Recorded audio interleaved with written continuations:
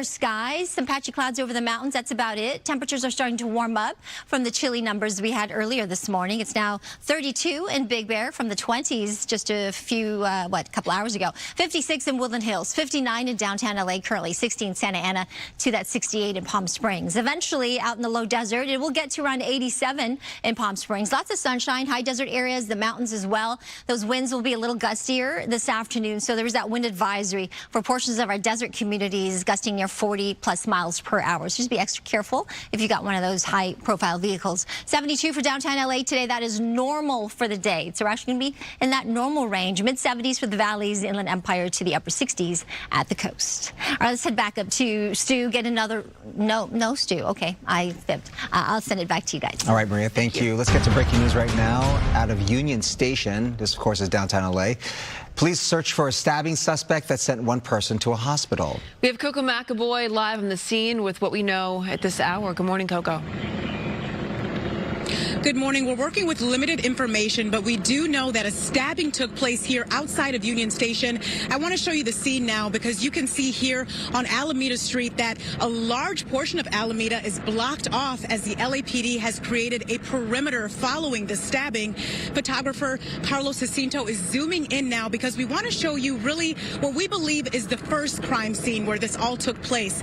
According to public relations officials from Metro, they tell us that a victim was stabbed outside of Union Station, across the street from Union Station, and then wandered across the street to Union Station, and that is where the victim collapsed. We are told that victim was in critical condition when police arrived, but we do not have confirmation on the victim's condition at this time. Now you can see that this is really a very active police scene. Police have multiple crime scenes set up. They also have the area blocked off with a huge perimeter. We want to show you from Skyfox now another vantage point just so you can see really how large the perimeter is that is set up following this very active crime scene, this breaking news scene happening right here at Union Station.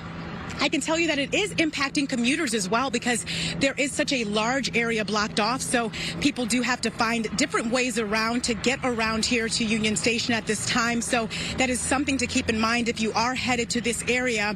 It is going to be blocked off for quite some time as police continue to investigate. As for the suspect, we don't have a description right now. We don't have any information on the suspect, but we do know that police are looking for clues and they are looking for the suspect in this stabbing. We'll continue to stay on top of this breaking news story. For now, I'll send it back to you. You're talking about a transit hub, so I'm sure there's a lot of security cameras in that area, too, that police can look at. All right, Coco, thank you. Meantime, residents of a West Hollywood neighborhood say they now fear for their safety after 2 people were wounded in separate shootings over the last week. We've got Mario Ramirez joining us live from that neighborhood with the latest. Mario. Yeah, neighbors on edge this morning. Those 2 shootings just days apart and about half a mile away from each other. And the latest happened here just along this sidewalk on West Norton Avenue. It involved a father walking with his wife and baby before he was suddenly struck in broad daylight. So let's bring you back to that scene. Less than 24 hours ago, this block surrounded by crime scene tape. The shooting happened around noon near Fairfax and Santa Monica. And sheriff's investigators say the man was walking with his wife and baby when gunfire suddenly broke out. Neighbors describing the sound as a loud blast, followed by that woman crying out, and that's when several ran out of their homes to try and help the victim, who they say had been shot through both legs. And now these residents with no answers, they're on high alert. Honestly, it's a little bit of a reminder just to be aware of your surroundings, be aware of what's going on around you, and I don't know, that's scary. Hopefully they catch them. You know, I wish the best for the young man that was hit. I feel terrible for the wife and the child that witnessed all of it. All right, so at this point, both shootings appear to be random, and investigators haven't said if they're connected, but this is the scene for a second in the area within a week. Last Thursday, a woman was shot and injured while standing on her balcony on North Vista, about a half a mile away. The suspect in that case still on the run. Now, coming back out here live, this is one of very few cameras, 3 that we've seen here up and down the block. At this point, both shootings appear to be random, and there's been no sign of footage that police are working with. They've given no suspect description and no details, but they say they are investigating these shootings here again, about half a mile away and 5 days apart. Live in West Hollywood. We'll send it back to you, Bob and Jen. It's unsettling to say the least. All right, Mario, thank you. U.S. officials say the war with Iran may be nearing a turning point as the White House signals possible new talks. President Trump says they could happen in 1 or 2 days. The first attempt at talks fell apart last weekend, but with a blockade of Iranian ports in full effect, Trump says the war is nearing an end. Well, you keep saying was. Is this war over? I think it's close to over, yeah. I mean, I view it as very close to over. You know what? If I pulled up stakes right now, it would take them 20 years to rebuild that country. And we're not finished. We'll see what happens. I think they want to make a deal very badly. As for now, the ceasefire between the U.S. and Iran will expire next Tuesday. Mediators are aiming to extend that deadline to give diplomacy another chance. The LA County District Attorney has launched an investigation now into former California Congressman Eric Swalwell. During a news conference yesterday in Beverly Hills, a woman came forward and said Swalwell assaulted her back in 2018. She claims Swalwell drugged her drink and raped her in a hotel room after offering professional mentorship. Lana Drews says she didn't speak up before because she feared Swalwell's political power. When I arrived at his hotel room, I was already incapacitated and I couldn't move my arms or my body. He raped me and he choked me. And while he was choking me, I lost consciousness. Swalwell's attorney issued a statement calling the accusations of sexual misconduct, quote, false, fabricated, and deeply offensive. Governor Gavin Newsom announced a special election will take place on August 18th to replace Swalwell in Congress. The more than 50-year-old entrance of the shuttered Westminster Mall will be demolished later this morning. The demolition is part of a groundbreaking ceremony for what will become an open-air residential and commercial development on the 88-acre property. The developer plans to build more than 2,200 rental and for-sale housing units, as well as more than 100 hotel rooms, along with retail space, open-air promenades, and walking trails. It's become a, kind of a haven for graffiti and they've had round-the-clock security there for all of that. All right, let's get up to Stu with a check on the commute. Morning. Hey, good morning. This Skyfox traffic brought to us by My Home Sold. Yeah, caught us off guard there just a little bit, but we got you covered for sure. 101 Freeway, Hollywood Hills. That's also going to be known as Universal City. Taking a look at that ride. Now, if you're headed from Hollywood to the Valley, that's going to be on the right side of the screen. That ride looking fantastic. You're going the other way, very slow and go today on the 101. This is a section that's usually moving along pretty well. This morning, you just got a lot of high volume out there. Seems to be like that on most of the rides, so keep that in mind when you're hitting the road today. This is a busy Wednesday for some reason. Give yourself a little extra time. We're going to take a look at some traffic hotspots. Hello, I'm Adrian Hernandez with MyHomeSold.com, and we want to buy your house cash. We'll give you a cash offer for your house today. Sell your house the easy way with no commissions, no fees, no repairs. For free, no obligation cash offer. Go to MyHomeSold.com.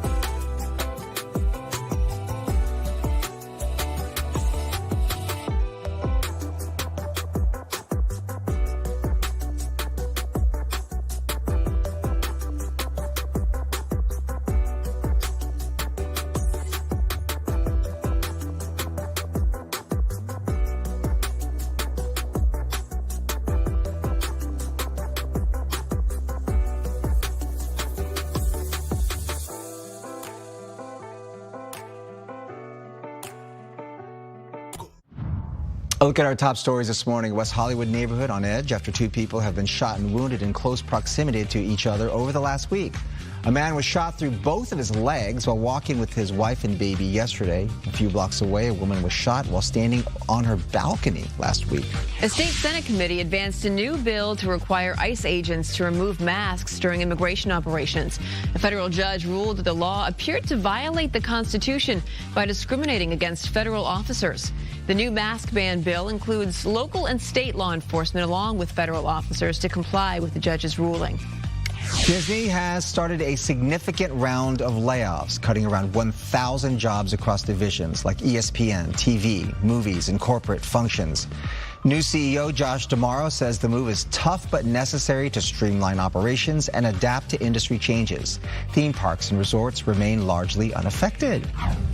Okay, weather-wise, we do have some pretty pleasant weather expected today, very spring-like with sunshine, temperatures very close to average. So a lot of sunshine and mild temperatures to start, and then we will look for a warming trend, significant warming trend actually, as we get into the upcoming weekend. High pressure will really take over beginning Friday, and that will give us an offshore flow, and we'll get that wind pattern, that Santa Ana wind coming out of the northeast. Nothing too bad in terms of its strength. However, it will be strong enough to give us some gusty conditions below the canyons and passes, and those temperatures rising about 8 to 10 degrees above normal. Next week, we will look for a chance for some showers as another area of low pressure from the Pacific will drop down the coast. This will bring some snow into the Sierra Nevada and perhaps some light rain here by late Monday into Tuesday of next week. So still several days away. Of course, I'll watch the computer models and keep you posted, especially as we get to the end of the week. We'll kind of fine-tune that forecast. In the meantime, 72 degrees is what we're expecting today for downtown LA. If you're headed to Indio, 89. Las Vegas, that drive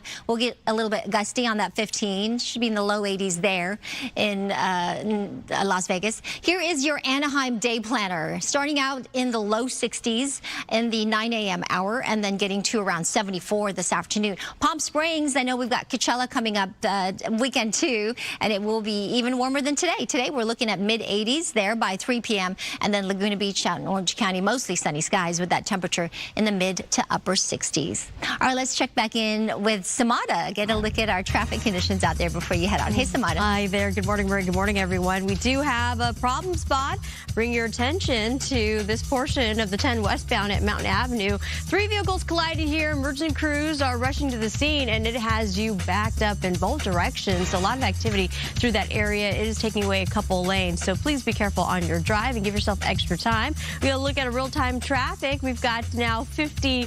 It was 55, and you saw it change to 59, so higher volume leaving downtown to get to Santa Monica, northbound 110 from the 405 going inbound, a little over half an hour. And here's the snapshot photo, both directions of the 10 at Citrus Avenue, looking good at least at this hour. Back to you, too. All right, Samana, thank you. The FAA is being asked to investigate what aircraft dropped a large chunk of ice that crashed through the roof of a Whittier residence. The ice punched through the ceiling and landed on the resident's living room couch Friday morning. Fortunately, the man had just moved into another room before it fell through the roof. The owner says the impact of the cantaloupe-sized ice block sounded like an explosion and shook the residents. She says they saved the ice chunk in a bag, adding that it stunk and looked murky. He smelled it himself. He did say that it was like this still water with some coffee notes, but it was pungent. It wasn't a pleasant smell. It's like a foggy white, and it had a marble brown look. So it's very interesting. So in a letter to the FAA, LA County Supervisor Janet Hahn says flight tracking data revealed there was an aircraft passing overhead at the time of the incident. I'm going to just pretend that it was coffee that they never used or some sort of filtration system. Coffee smells good. To me. Coffee notes in it, whatever that means. Like a earthy smell. If buying a home in LA seems impossible, you're not imagining it. A new report from Construction Coverage found the average monthly mortgage is now over $6,000, more than double the average rent. That means buyers are paying a 100% premium just to own. High interest rates and soaring home prices are driving the gap, pushing home ownership further out of reach for many Angelenos. And while renting isn't cheap either, Right now, it's still the more affordable option of the two. All right, we'll be right back. Tough. It's tough out there. But back to the To the ice. to the ice chunk.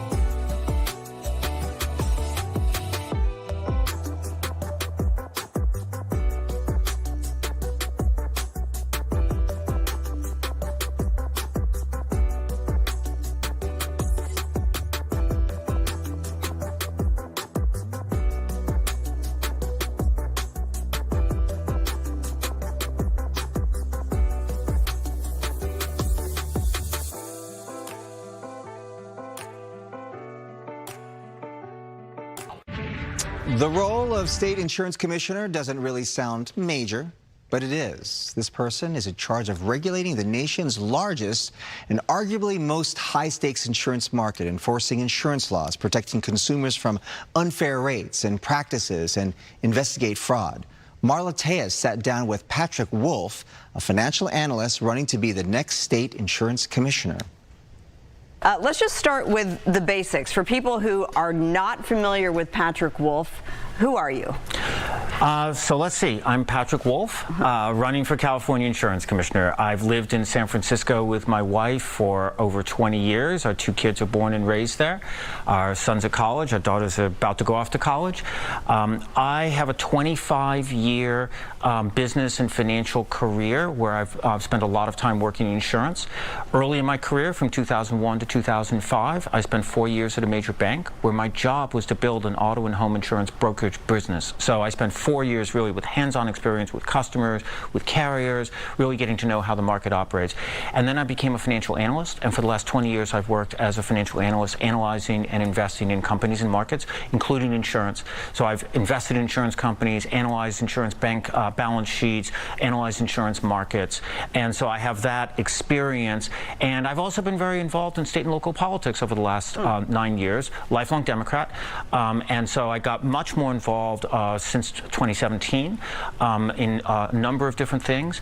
And it was last year, early last year, when, of course, these horrible fires happened, that because of my background, I was really drawn to really taking a close look at the insurance markets in California. And I really came to understand, just as you were saying at the top, how important this role is, and quite frankly, how mismanaged our insurance regulation has been, and how much of an opportunity there is really to serve and to do something that could really make a difference. And so that's why I'm stepping up. And I think a lot more people will pay attention to this role now because of the deadly and devastating wildfires that we saw in January. And there were, unfortunately, a couple of other horrible fires that predated the 2025, Absolutely. right? And that got people to pay attention.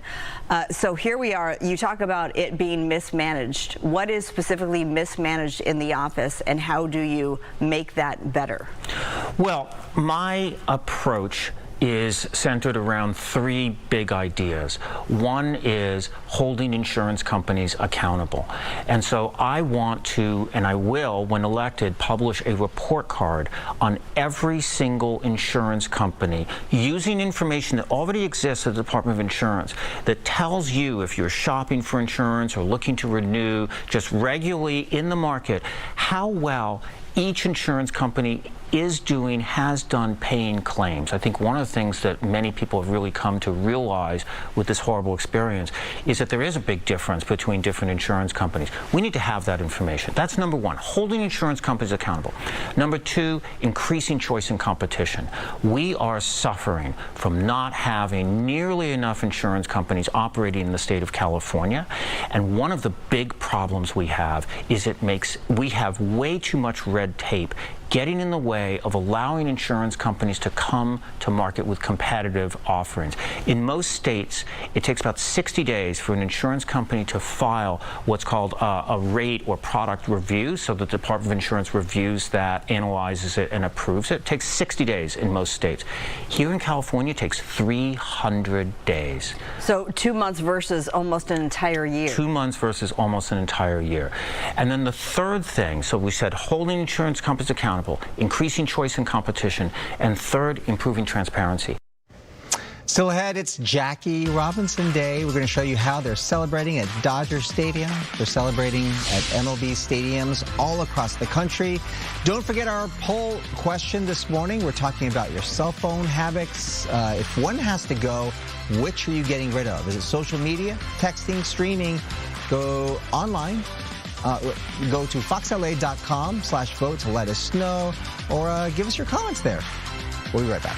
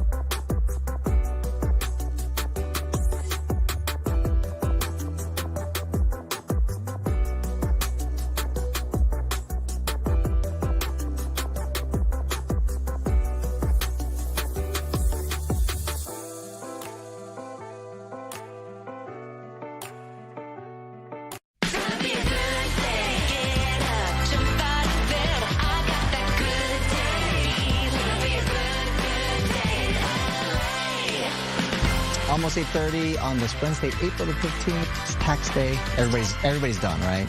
Yeah. I'm done with my extension. Yeah. Oh. Do you do that every year? Yes. Get that October Why? extension. If you already know that the deadline is April 15th, why not just start You know why? earlier? Because life happens, and she has a kid. Yeah, it's just a thing. I just don't have time. Sometimes you need a little more time. I've extended. Don't feel alone. I've extended. No, I have extended all the time. Yeah. I don't think there's ever been a time where I have made it on the 15th. Right. So you're dead. You just make your deadline. I just make my deadline. Maria goes, April 15th is a suggestion. Okay. Yes, exactly. Tony McEwen kind of taught me that too. I think he gave me the permission slip to just let it go. Well, Just most people do the extend when they owe, right? It can kind of help you push it off a little bit. Well, a lot of people this year are going to get a. You still have to pay. Getting big You still returns. have Oh, are they? Yeah. Yeah. They redid the tax code. Yeah. So you're going to get like a. Yeah, it depends. It does. Lump sum. Yeah, it depends. Oh, okay. Yeah. Depends on how much, so we'll see. Anywho, good morning to you on this tax day. There's a lot of freebies today, so take advantage of it, even though you've maybe done it or you did it digital, what do you call it, electronically. You still did it, and you are still entitled to, like, what, a foot-long sub? Yeah, there's a Krispy Kreme. Why does that make you giggle? I don't know. Yes, Why does that? Krispy Kreme Get that BOGO footlong. donuts. Yes. Sure. Yeah. Some coffee, all that good stuff today. We do have a nice forecast today. I do like that Subway, but do you ever notice like all the sandwiches, they kind of. What? You can get a turkey or a ham and it's like the same sandwich. It all tastes the same. No, that's not true. I actually had one yesterday. Debunked. I get the warm one with the meatballs. That one's really good. That's my jam. Yeah, I like that You one. get the footlong with meatballs? Yeah. Yes, Bobby. Live a little bit. Let's go and check out. You know what I mean? Get out of Air One and just go to Subway or Jersey Mike's. You know what I'm saying? All right, gusty winds over the mountains and deserts, and that will actually help produce some warmer temperatures with those gusty winds as we get to Friday this upcoming weekend. Right now, it's not bad. 60 degrees downtown LA. We've got a mixture of some sunshine and maybe some high clouds. Yesterday, we got it to a high of 74 degrees in downtown LA. We had a smattering of days of some light rain, as you can see here. We could maybe get another day of some measurable rain next week, Monday, Tuesday. We'll wait and see. I'll keep you posted. In the meantime, dry today. 72 is what we're shooting for downtown LA. That is normal. Let's see if we come out normal today as those numbers come in later this afternoon. 7:25 is our sunset time. Here are the temperatures we're expecting this afternoon. This is really, I think, in the perfect zone. Look at 79 in Ontario and sunny. That's nice. 75 in Woodland Hills in the Valley. That's perfect. 72 downtown, 59 in Big Bear to that 87 in Palm Springs. All right, when I come back, I'll show you that 70 forecast. But first, let's check in with Samada, get a look at our traffic conditions outside. Hey, Samada. Good morning, Good morning, everyone. We still have eyes on this ongoing issue out towards the Upland Montclair area where 3 vehicles collided here. It's now off to the right shoulder, but there's so much activity going on that it is impacting your ride in both directions. Again, westbound 10 at Mountain Avenue, so give yourself, a little time to get through that mess. We've got to look at real-time traffic, and very typical this time of hour. West 60 from 57 from the Diamond Bar area. Give yourself 50 minutes and 47 minutes from downtown headed towards Santa Monica. And live Caltrans camera shot. This is looking pretty good. 22 at Harbor, Garden Grove, OC. You guys are looking great. Back to you two. All right, Samada, thank you. We have breaking news right now to tell you about out of Union Station, where police are investigating a reported stabbing during the early morning rush. Yeah, major transit hub, of course. We had Coco live at the scene with the very latest. Coco.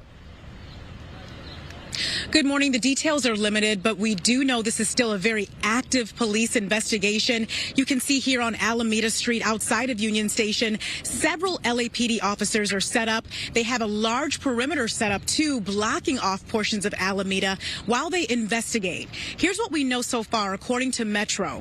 The first crime scene happened across the street from Union Station, and that is where the victim was reportedly stabbed. We then are told that the victim wandered across the street to Union Station, where that victim collapsed. Now, you can see that the photographer was zooming in on a spot where you could see a sleeping bag was in place. We believe that's where the victim was before wandering across the street to Union Station, where that victim collapsed. We do not know the current condition of the victim, but we do know the victim was in critical condition before LAPD arrived here on scene. They're going to be out here on scene for several hours investigating and trying to find whatever evidence they can timeline when it comes to the suspect, because right now there's no description on the suspect, no information available to really tell us about who did this. We also don't have any information about the victim at this time either. So we're working to learn more details out here on scene, but a major police investigation all happening here at Union Station, which is a major transit hub. I'll send it back to you. Yeah, got to be concerned for all the people trying to catch trains, all the passengers there as well. All right, Coco, we'll check in with you. Thank you so much. Thank you. Today marks the 79th anniversary of Jackie Robinson breaking baseball's color barrier. Jackie debuted for the Brooklyn Dodgers on this day in 1947. Each year, Major League Baseball celebrates Jackie Robinson Day to honor his legacy as a trailblazer and a civil rights icon. The New York Mets will join the Dodgers for the same tradition tonight, started by manager Dave Roberts in 2021. Jackie's granddaughter will speak at the celebration. The first 40,000 fans at today's game will get, and every player across the Major League Baseball will wear the number 42. There's a special jersey that people will be getting at Dodger Stadium tonight. Yeah. A special video tribute will play in all 30 Major League Baseball stadiums, honoring a man who changed sports and America forever. An iconic piece of LA history could be getting a makeover. The long vacant Fox Venice Theater may soon turn into a Trader Joe's. Sky Fox overhead the building this morning, which first opened in 1951 and later became a classic film house. Most recently, it sat empty after years as a swap meet. The grocery chain filed plans with the city last week, and if approved, would bring new life to this historic landmark. No word yet on a planned opening, as developers need to adapt the theater structure to meet modern building codes and grocery store needs. Trader Joe's kind of taking over the world. I saw a Trader Joe's across from a Trader Joe's in Sherman Oaks. That's right. Oh, so that's starting to happen the now? iconic Trader Joe's is. In fact, I heard they're coming out. Am I hallucinating? They do West Side Story at night. I heard they're coming out with another new bag, striped.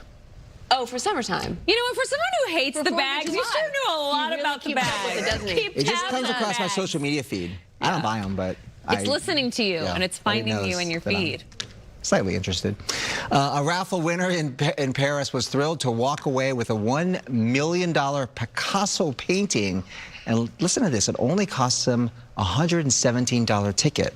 So the piece is Picasso's Head of a Woman, created in 1941. Alive, look at me in the morning. Before the eyeliner? Yeah. It's part of a series of raffles raising money for various charities. Oh, where do we buy a ticket? In this one, more than $16 million was raised for Alzheimer's research. The winner found out about the charity raffle by chance during a meal in a restaurant. What? Wow. 2 previous Picasso raffles raised nearly $12 million for water and hygiene programs in Africa and cultural work in Lebanon. That is unbelievable. Unbelievable. That they would even raffle off. Well, I guess they raffle off the homes here, right, for Special Olympics. Yeah. And that was probably like a $3 or $4 million house, maybe. Wow. The taxes on it and everything, but a $16 million. For a $117 ticket? That's crazy. Wow. My gosh. Okay. So a reality star is blaming the internet for a medical emergency involving garlic. Brandi Glanville revealed on her podcast that she had to visit urgent care after getting a garlic clove stuck in her ear.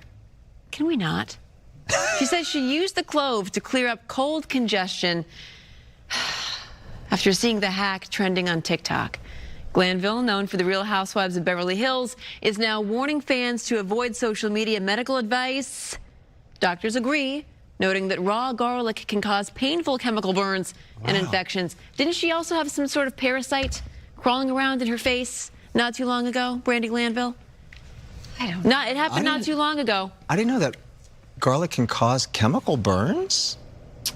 I guess it depends. I don't know. Don't put it in your ears. Well, look what happens when you show a vampire garlic. You know? Well, Sure. Of course. So that depends on the person, right? You know. I don't know. We need to fact check that. Raw garlic causes burns. Ask the vampire. Let me call up Jared really quick. Good thing we have a doctor in the family. Yeah, ask him. I could. Honestly, I would text him while I'm doing this. Because it would seemingly, anytime you're just cutting garlic or using garlic. Yeah, I mean, onions make you cry, but garlic, that's interesting. We're going to call our in-house doctor. We're going to ask the expert. Ask a doctor. That's right.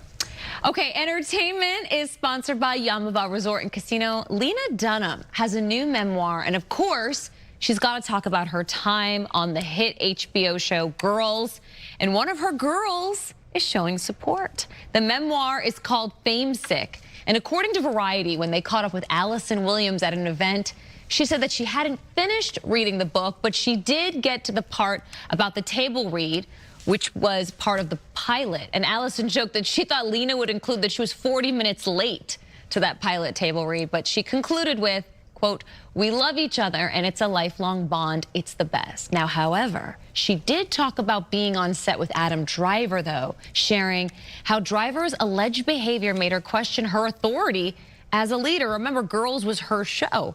She claimed that while filming their first intimate scene together, quote, "Careful blocking went out the window and Adam Driver hurled me this way and that. I felt that something intimate, confusing, and primal had played out in a scenario I was meant to control," unquote. Yeah, she also goes into saying and admitting that she cheated on her boyfriend, Jack Antonoff, at the time. Who's now married to Margaret Qualley. So, I mean, she's kind of A lot of admissions. letting it out. Yeah. Yeah. She's kind of been an open book, right? Yes. And I was one of the girls that watched Girls on HBO in its heyday. You know, it was right after the Sex and the City. It was kind of a millennials Sex and the City.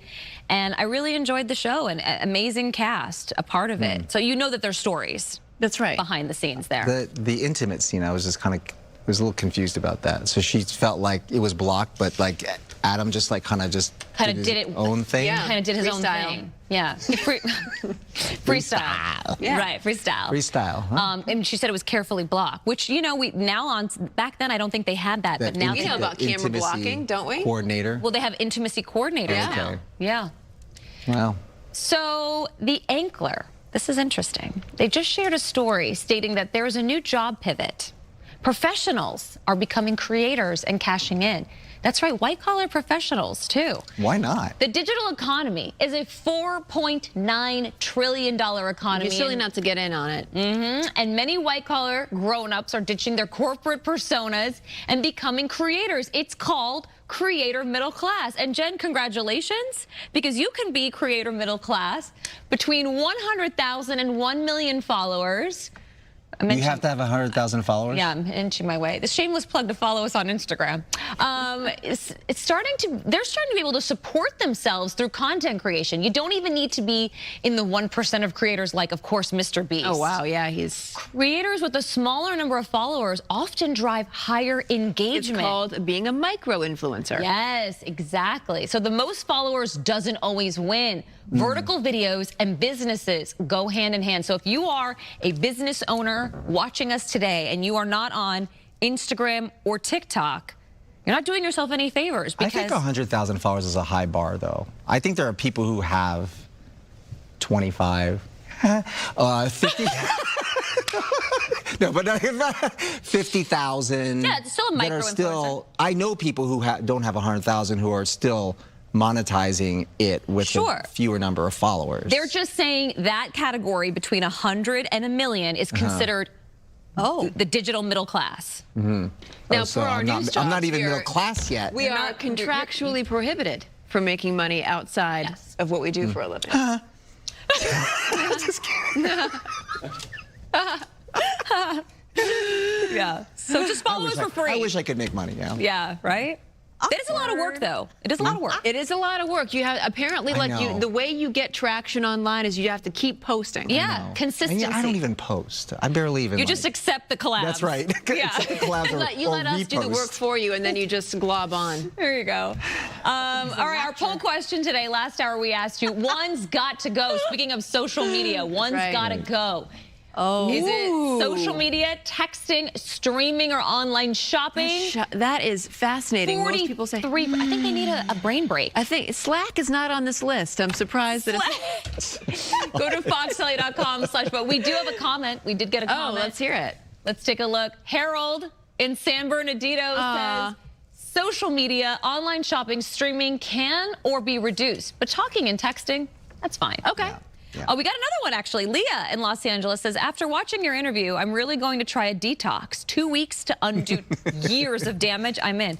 We're supporting If you knew that if it actually worked. I think And a lot of people would Randy do it. in Los Angeles says, I hate how much I need my phone, but life without it seems impossible. Yeah. Yeah. Thank you to Amanda's husband for weighing in. I don't even know if that is my husband. He probably is. I need to text him and see if he said He that. used his phone to weigh in on the poll, to You guys grab want the an QR answer code. about the garlic? Yeah. Yeah. Garlic can absolutely cause burns on the skin. We were talking about Brandy Glanville putting garlic in her ear. Yeah. This is called a garlic burn. Wow. Raw garlic Who contains knew? sulfur compounds that are quite potent and can damage skin, especially if left on for too long. There's a little sizzle when you put raw garlic on your tongue. Little bit. Right? guess Thank so. you, Dr. Jared. Yeah. Thank you, Dr. That Jared. wasn't Dr. Jared. Oh, no. That was Chad GPT. Oh, Well, okay. thank you, Dr. Chad. You should have given him credit The anyway. reason Jared's screening my text this morning. So here's a question. Yeah. Have you ever felt yourself suddenly feel sleepy when you're with your partner? Every night. It could, Right. it could be more than just the late night movies you watch together on the couch. Studies show there's a clear link between being in a relationship and getting tired when you're around your significant other. Part of the reason, this isn't a bad thing. Your body physically feels safer. Yeah, yeah. I can see Let that your in a guard safe space. down. Yeah. How sweet. You don't have to be on. Yeah. Yeah. As those cortisol levels drop, you're put into a calmer, more relaxed state. It's almost like your partner acts as a sedative. And fun fact, that feeling translates into your actual sleep cycle. The better the relationship, the better your sleep. Try using that excuse, though. When it's Baby, time you're to- like NyQuil. I just feel safe. I just feel a safety blanket. Sweetheart, I just feel You know, safe it's around you. comfortable. It's like I'm too it's tired. I like just feel safe. walking on. You change your clothes and you put on your comfy clothes, like your tattered T-shirt and your. You don't own a muggy- tattered T-shirt. Ooh, I have some tattered ones. Oh, he does. Walking Tattered away on tattered. accident or on purpose? Just like Thank when you, you get Jen. more On purpose. worn and like you wash it millions of times and it just feels so nice and How about those smooth and holy shorts tattered. that we keep bringing up every now and The then? chones? Oh, yeah. Your holy chones. Wait a minute. Wait a tick.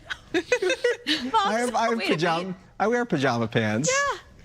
Do you wear socks and House footies? pants. The footy ones? Socks, yeah. Yeah, socksy. I have mixed matched pajamas. That's when you know you've been married a while. I have the same. Uh-huh. I don't do the steps. Yeah, that's, you know, you're Mixed comfortable. match pajamas. Yeah. Mixed You have like the match family cozy pajama socks. set. Yeah. The 3-pack that you can get from Amazon. Can. That's a good one. Yeah. Good Day LA Traffic, sponsored by the law offices of Jacob and Ronnie. Call jacob.com. And we do have this issue. If you are hitting the roads, you're going to be hitting the brakes because Irvine, southbound side of 405 at University Drive, due to a motorcycle collision. Emergency crews are headed to the scene there. And you can see here delays impacting both directions. Again, through the Irvine area. Give yourself extra time. If that's where you're heading, we'll continue to keep eyes on that. And we have eyes on this. 47 minutes leaving downtown to get to the west side. 48 minutes westbound 60 at the 57. And this roadway, the 10, eastbound, westbound stretch, looks good there. Here's a look at some other traffic hotspots. I looked up and just ran. Maybe we need to seek somebody who does have the expertise to be able to guide us through the process. If you're getting to an accident, You're in good hands by dealing with Jacob and Ron. call Jacob.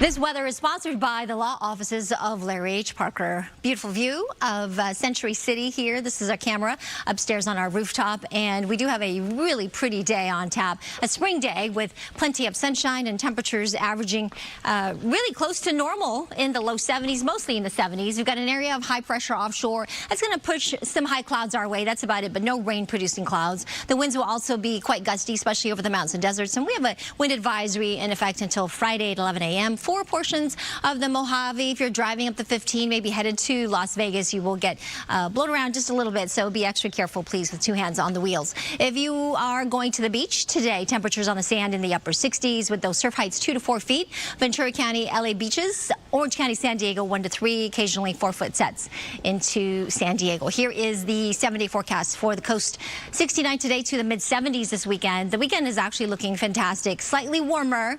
It'll be above average by some 8, even 10 degrees above normal in some areas. So it'll get to those 80s in some spots, especially inland. 72 today for downtown LA. In Orange County, we'll get to 80 on Saturday, 79 on Sunday. There's a slight chance we could see some showers next week, late Monday to Tuesday. Right now, it's about a 10 to 20% chance. 75 in the valleys, Inland Empire getting to those mid-80s this weekend. 59 up into Big Bear with plenty of sunshine, and then that 10% chance for some showers beginning Monday into Tuesday. 71 in the high desert with those gustier winds and that wind advisory in effect till Friday. The Coachella Valley out in the low desert, 87 today to that 88 on Saturday, 92 on Sunday. That means if you're headed to Coachella for the festival for weekend 2, dress for the heat, please, and make sure you drink lots of water. There's my weather for now. Back to you. All right, Maria, thank you. A Miami influencer dies mysteriously on vacation in Tanzania, leaving her family demanding answers. Lots of questions here. Brooke has been following the story. She has the very latest. Yeah, lots of questions here. Just not what, her family expected at all. Saying a dream trip turned into their nightmare. Influencer Ashley Janae Robinson was on vacation in Zanzibar. That's off the coast of Tanzania. She had just celebrated her birthday, turning 31. Social media posts show she actually got engaged on this very trip on safari. But this morning, her death is under investigation and her family has questions. I got 2 emails today from the embassy in Zanzibar, and it said the investigation is still ongoing. That they have not determined the cause of death yet at all, and the investigation is still ongoing and still pending right now. So there has nothing official has been released. That's what we're trying to find out. We just want answers. So that's part of an interview 31-year-old Ashley's parents and her step-parents did with TMZ's Charlie Neff. In a statement, her family says she was on what should have been one of the happiest trips of her life. They say they were told she was found unconscious in her luxury villa and rushed to a local hospital. BBC Africa reports that initially, police said Ashley had attempted to take her own life. It appears her parents also got that message, and they don't buy it. Right now, authorities say the investigation is ongoing. And her family says one of their biggest frustrations surrounds when they were notified something was wrong. The initial call that she got from Joe was 11 hours after something had transpired in the room. And that's very odd. 11 hours later, 11 hours. Something had transpired, and Joe just relayed to Yolanda that Ashley was okay and she was stable and she was okay and don't worry about it. But that she was at the hospital. Yes. 11 hours later. Ashley was pronounced dead at the hospital, and her family says they have had no communication with her fiance since. BBC Africa is also reporting authorities said Ashley and her fiance were reported to have had some sort of a disagreement, a major disagreement, and the hotel management came in and separated them into different rooms. The hotel would not confirm that. Right now, authorities say they are holding her fiance's passport during the investigation. It's going to be a big part of the investigation, too, I'm sure. So authorities said that she had attempted to take her own life while on this trip. Right, so that was the initial story from police, and that's what's being reported right now. But at this point, the latest statements, they say it's under investigation. That is absolutely what they're saying. They're saying it is absolutely out of character. She was happy. She had just turned 31. She had gotten engaged. She was living her absolute dream. They believe in every aspect of her life. It's terrible. This should have been the happiest trip of her life. You just got engaged. You're in Africa. You're on vacation. Safari, you're 31 years old. You just got engaged. The pictures look really beautiful. So she's absolutely stunning, right? So, also she's born and raised in New Jersey, lived in Miami, but also spent a ton of time in Los Angeles. Yeah, it appears from her social media posts. Wow. All right. We'll keep following that story. Yeah. Thank you. Absolutely. Okay, let's get over to Sandra and Roxia. Good morning. Good morning. Good morning. Hi there. Good morning. We're talking about keeping kids safe when it comes to online. There was a landmark ruling against Meta and YouTube last month. How are lawmakers on Capitol Hill trying to keep the momentum going to hold big tech accountable? We'll take a closer look. And Amanda has a very special guest coming up. K-pop superstar Taemin just made some history at Coachella, and he's getting ready to hit the stage again this weekend. He'll join us in the 9 o'clock hour.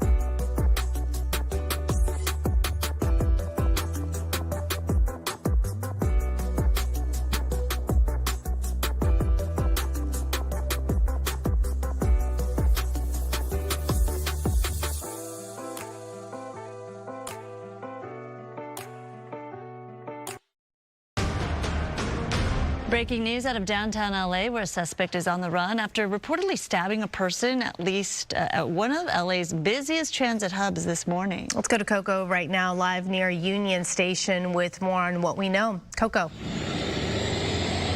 Good morning. We are here outside of Union Station. There is an active active police investigation underway with the LAPD. You can see that LAPD has blocked off a large portion of Alameda Street here right in front of Union Station.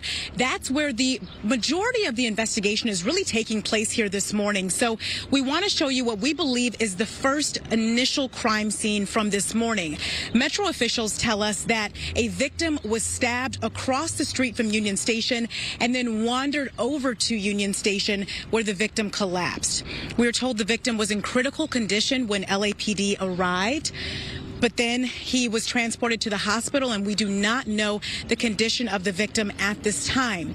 We also don't have any information when it comes to the suspect. We don't have a suspect description. We don't have any information as to who has done this crime this morning. So we're still working to learn that information. Several police officers are out here on scene continuing to try to find any evidence that they can. But right now, no one is talking. They're not giving us information. They're waiting for a public information officer to arrive here on scene. So as soon as that happens, we will wait for more details and more information regarding the stabbing happening outside of Union Station. I can tell you right now that it does not appear that operations are impacted here at Union Station. People are still able to come to the station, obviously get on the trains as normal, but certain entrances are blocked off while police do investigate. So you do have to keep that in mind if you're here, especially if you're coming to Alameda Street. I'll send it back to you. Quite a busy scene there, Coco. All right, thank you. All right, let's talk about our weather now as we anticipate a pretty nice day here, actually. Temperatures very close to average, similar to yesterday. We'll be back in the 70s. We've got a few high clouds, maybe some patchy clouds over the mountains and some offshore. Otherwise, though, we're looking at sunny skies. 61 currently out in Pasadena, Ontario, and San Bernardino. 63 in downtown LA. Same for Santa Ana, same for Santa Monica. Oxnard, 61 degrees. Up in Big Bear, 46. And in Palm Springs right now, 73 degrees. Eventually, later this afternoon, we'll get to that high temperature of about 87 in the low desert in Palm Springs. The high desert area is 71. We do have some gusty winds through the mountains and the deserts. 59 degrees eventually in Big Bear to downtown LA's 72, which is the average for the date. So we're running really normal today. 75 for the valleys and the Inland Empire to that 69 along our coast. Will this continue through the rest of the week and into the weekend? I'll let you know coming up in my complete forecast. Back to you. All right, Maria, thank you. 2 people have been shot and injured over the last few days in the same West Hollywood neighborhood, rattling the nerves of people who live there. Let's go straight out to Mario Ramirez with all the details. Mario, what's happening? Sandra, Roxanne, this latest shooting happened in a busy residential area in broad daylight, and residents out here demanding answers. They both happened within a span of about a few blocks and within a few days, and one of them yesterday here within the last 24 hours, a man was shot while walking with his wife and a baby here along the sidewalk. Now take a look. It was around noon Tuesday. Neighbors rushed out of their homes. They found the victim here on the sidewalk after he'd been shot. His wife screaming for help and baby nearby uninjured. Paramedics arrived within minutes. They rushed the father to the hospital where he was listed in stable condition. And this shooting happening here along West Norton Avenue near Fairfax and Santa Monica, where witnesses said a loud single gunshot rang out and the victim collapsed. Neighbors said it's especially alarming in what's typically a quiet neighborhood here in West Hollywood. About 12:05, very loud gunshot went off and screams from the young man that got hit. He was writhing in pain. He's still screaming. We were trying to get him to calm down. Apparently, the bullet went through both his legs. There are a lot of senior citizens there. They're all scared. I feel unsafe. You know, I have lived here for 33 years. And again, this is not the only shooting rattling the neighborhood. Just 5 days earlier, about a half a mile away, a woman was injured by a gunshot while standing on her balcony along North Vista Street. No arrest in that case. And if we come back out here live, a neighborhood watch sign just down the street from where that brazen daylight shooting unfolded. And we've been checking all morning. Sheriff's investigators haven't said if these two shootings are connected at all. But again, about half a mile apart and within the span of just a few days. Anyone who has information or footage that might be able to lead to an arrest being urged to contact the West Hollywood Sheriff's Office. For now, that's the latest on Mario Ramirez. Back to you. All right, Mario, let's stay on top of that. Thank you for that. On to this now. A car goes airborne off the 60 freeway, crashing into a Maserati dealership. And quite a sight here, Rachel, live at the scene in the City of Industry. Oh, my goodness, so dramatic. Hey, good morning. Yeah, we learned from CHP early this morning that 2 people were inside this blue Corvette that somehow was able to come this way and not just bulldoze this fence, but also knock over this light pole right here and run its course and collide to this Maserati dealership right here in the city of Industry. Again, 2 people inside were able to get out unscathed, surprisingly. But take a look at this video from early this morning. And this is the blue Corvette I'm talking about that smashed and flipped onto the dealership building. CHP saying the driver was going westbound on 60 and seemed to some point lose control and veer off, then going airborne and into the dealership. The agency not confirming if this was a racing incident, but they said the car appeared to be going pretty fast at the time before veering off. Well, by 4:15 this morning, that blue Corvette was towed away from this dealership. Again, surprisingly, everyone is okay and no one was injured. Now, back here live, that we just touched base with the manager of this dealership. Not only was no one injured, but surprisingly, not a Maserati was touched. What was really damaged was office space inside this dealership. So again, pretty remarkable given what happened this morning, that really it was just a little bit of property damage. Pretty live, I'm Rachel Aragon. I'll send it back to you. Oh, very lucky. All right, Rachel, thank you. U.S. officials say the war with Iran may be nearing a turning point as the White House signals possible new talks. President Trump says that they could happen in 1 or 2 days. A first attempt at talks fell apart last weekend. But with a blockade of Iranian ports in full effect, President Trump says the war is nearing an end. Well, you keep saying was. Is this war over? I think it's close to over, yeah. I mean, I view it as very close to over. You know what?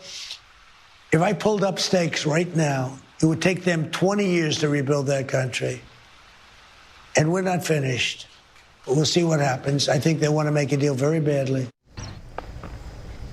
As of right now, the ceasefire between the U.S. and Iran will expire next Tuesday. Officials working to extend the deadline to give diplomacy another chance. The FAA is being asked to investigate what aircraft dropped a large chunk of ice, which crashed through the roof of a Whittier area residence. The ice punched through the ceiling and landed on the resident's living room couch Friday morning. Fortunately, the man had just moved into another room before it hit. The owner says the impact of the cantaloupe-sized ice block sounded like an explosion and shook the entire residence. She says she saved the ice chunk in a bag and said it stunk and looked murky. He smelled it himself. He did say that it was like this still water with some coffee notes, but it was pungent. It wasn't a pleasant smell. It's like a foggy white, and it had a marble brown look.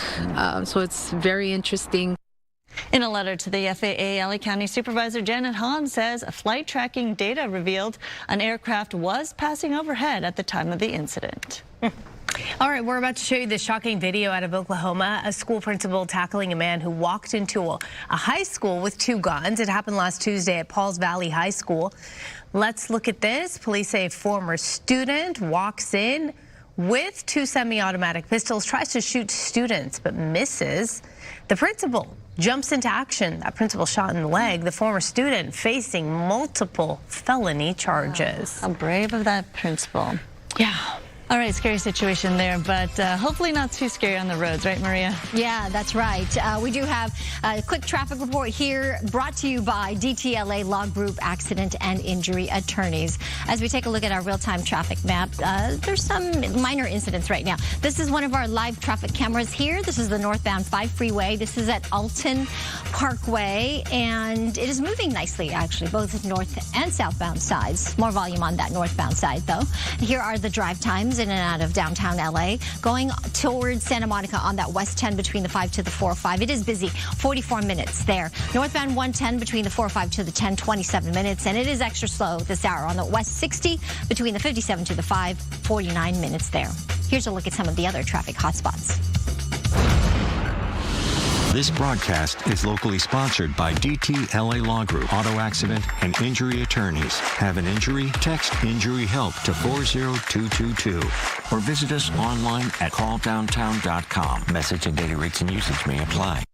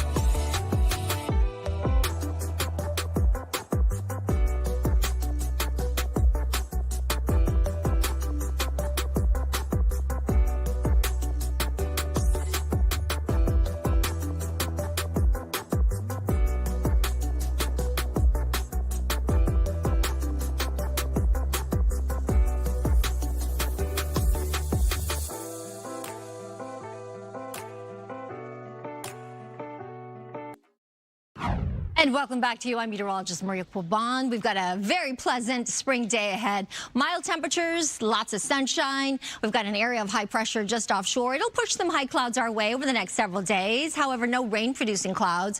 This area of high pressure will strengthen as we get to Friday and Saturday. And those winds will come around this high clockwise, give us that northeasterly flow. So that light Santa Ana wind will give us some wind gusts up near 50 miles per hour, but that will also warm our temperatures up just in time for your weekend plans. 8 to 10 degrees above normal. So it will be a nice weekend for whatever you have planned outdoors. Just going to stay cool, especially if you're headed to Coachella.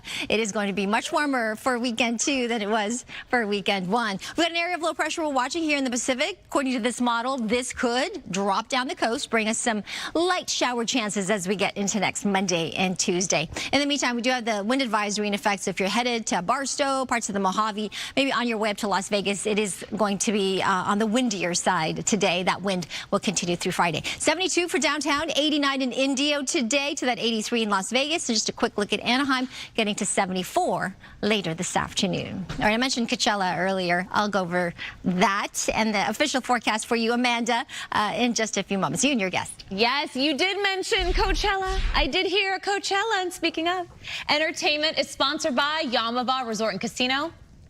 Our next guest has been captivating fans around the world for nearly 2 decades. And over the weekend, he made history at Coachella, being the first Korean male solo artist to perform at the festival. So let's take a peek at Tamechella.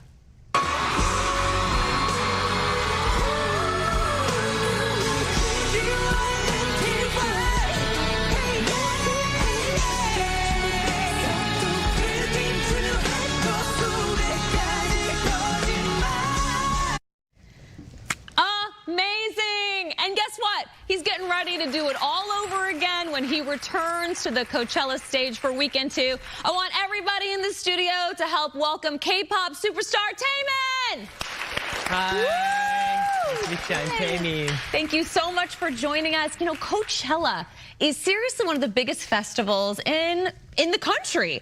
But what did it mean for you to make history last Saturday night?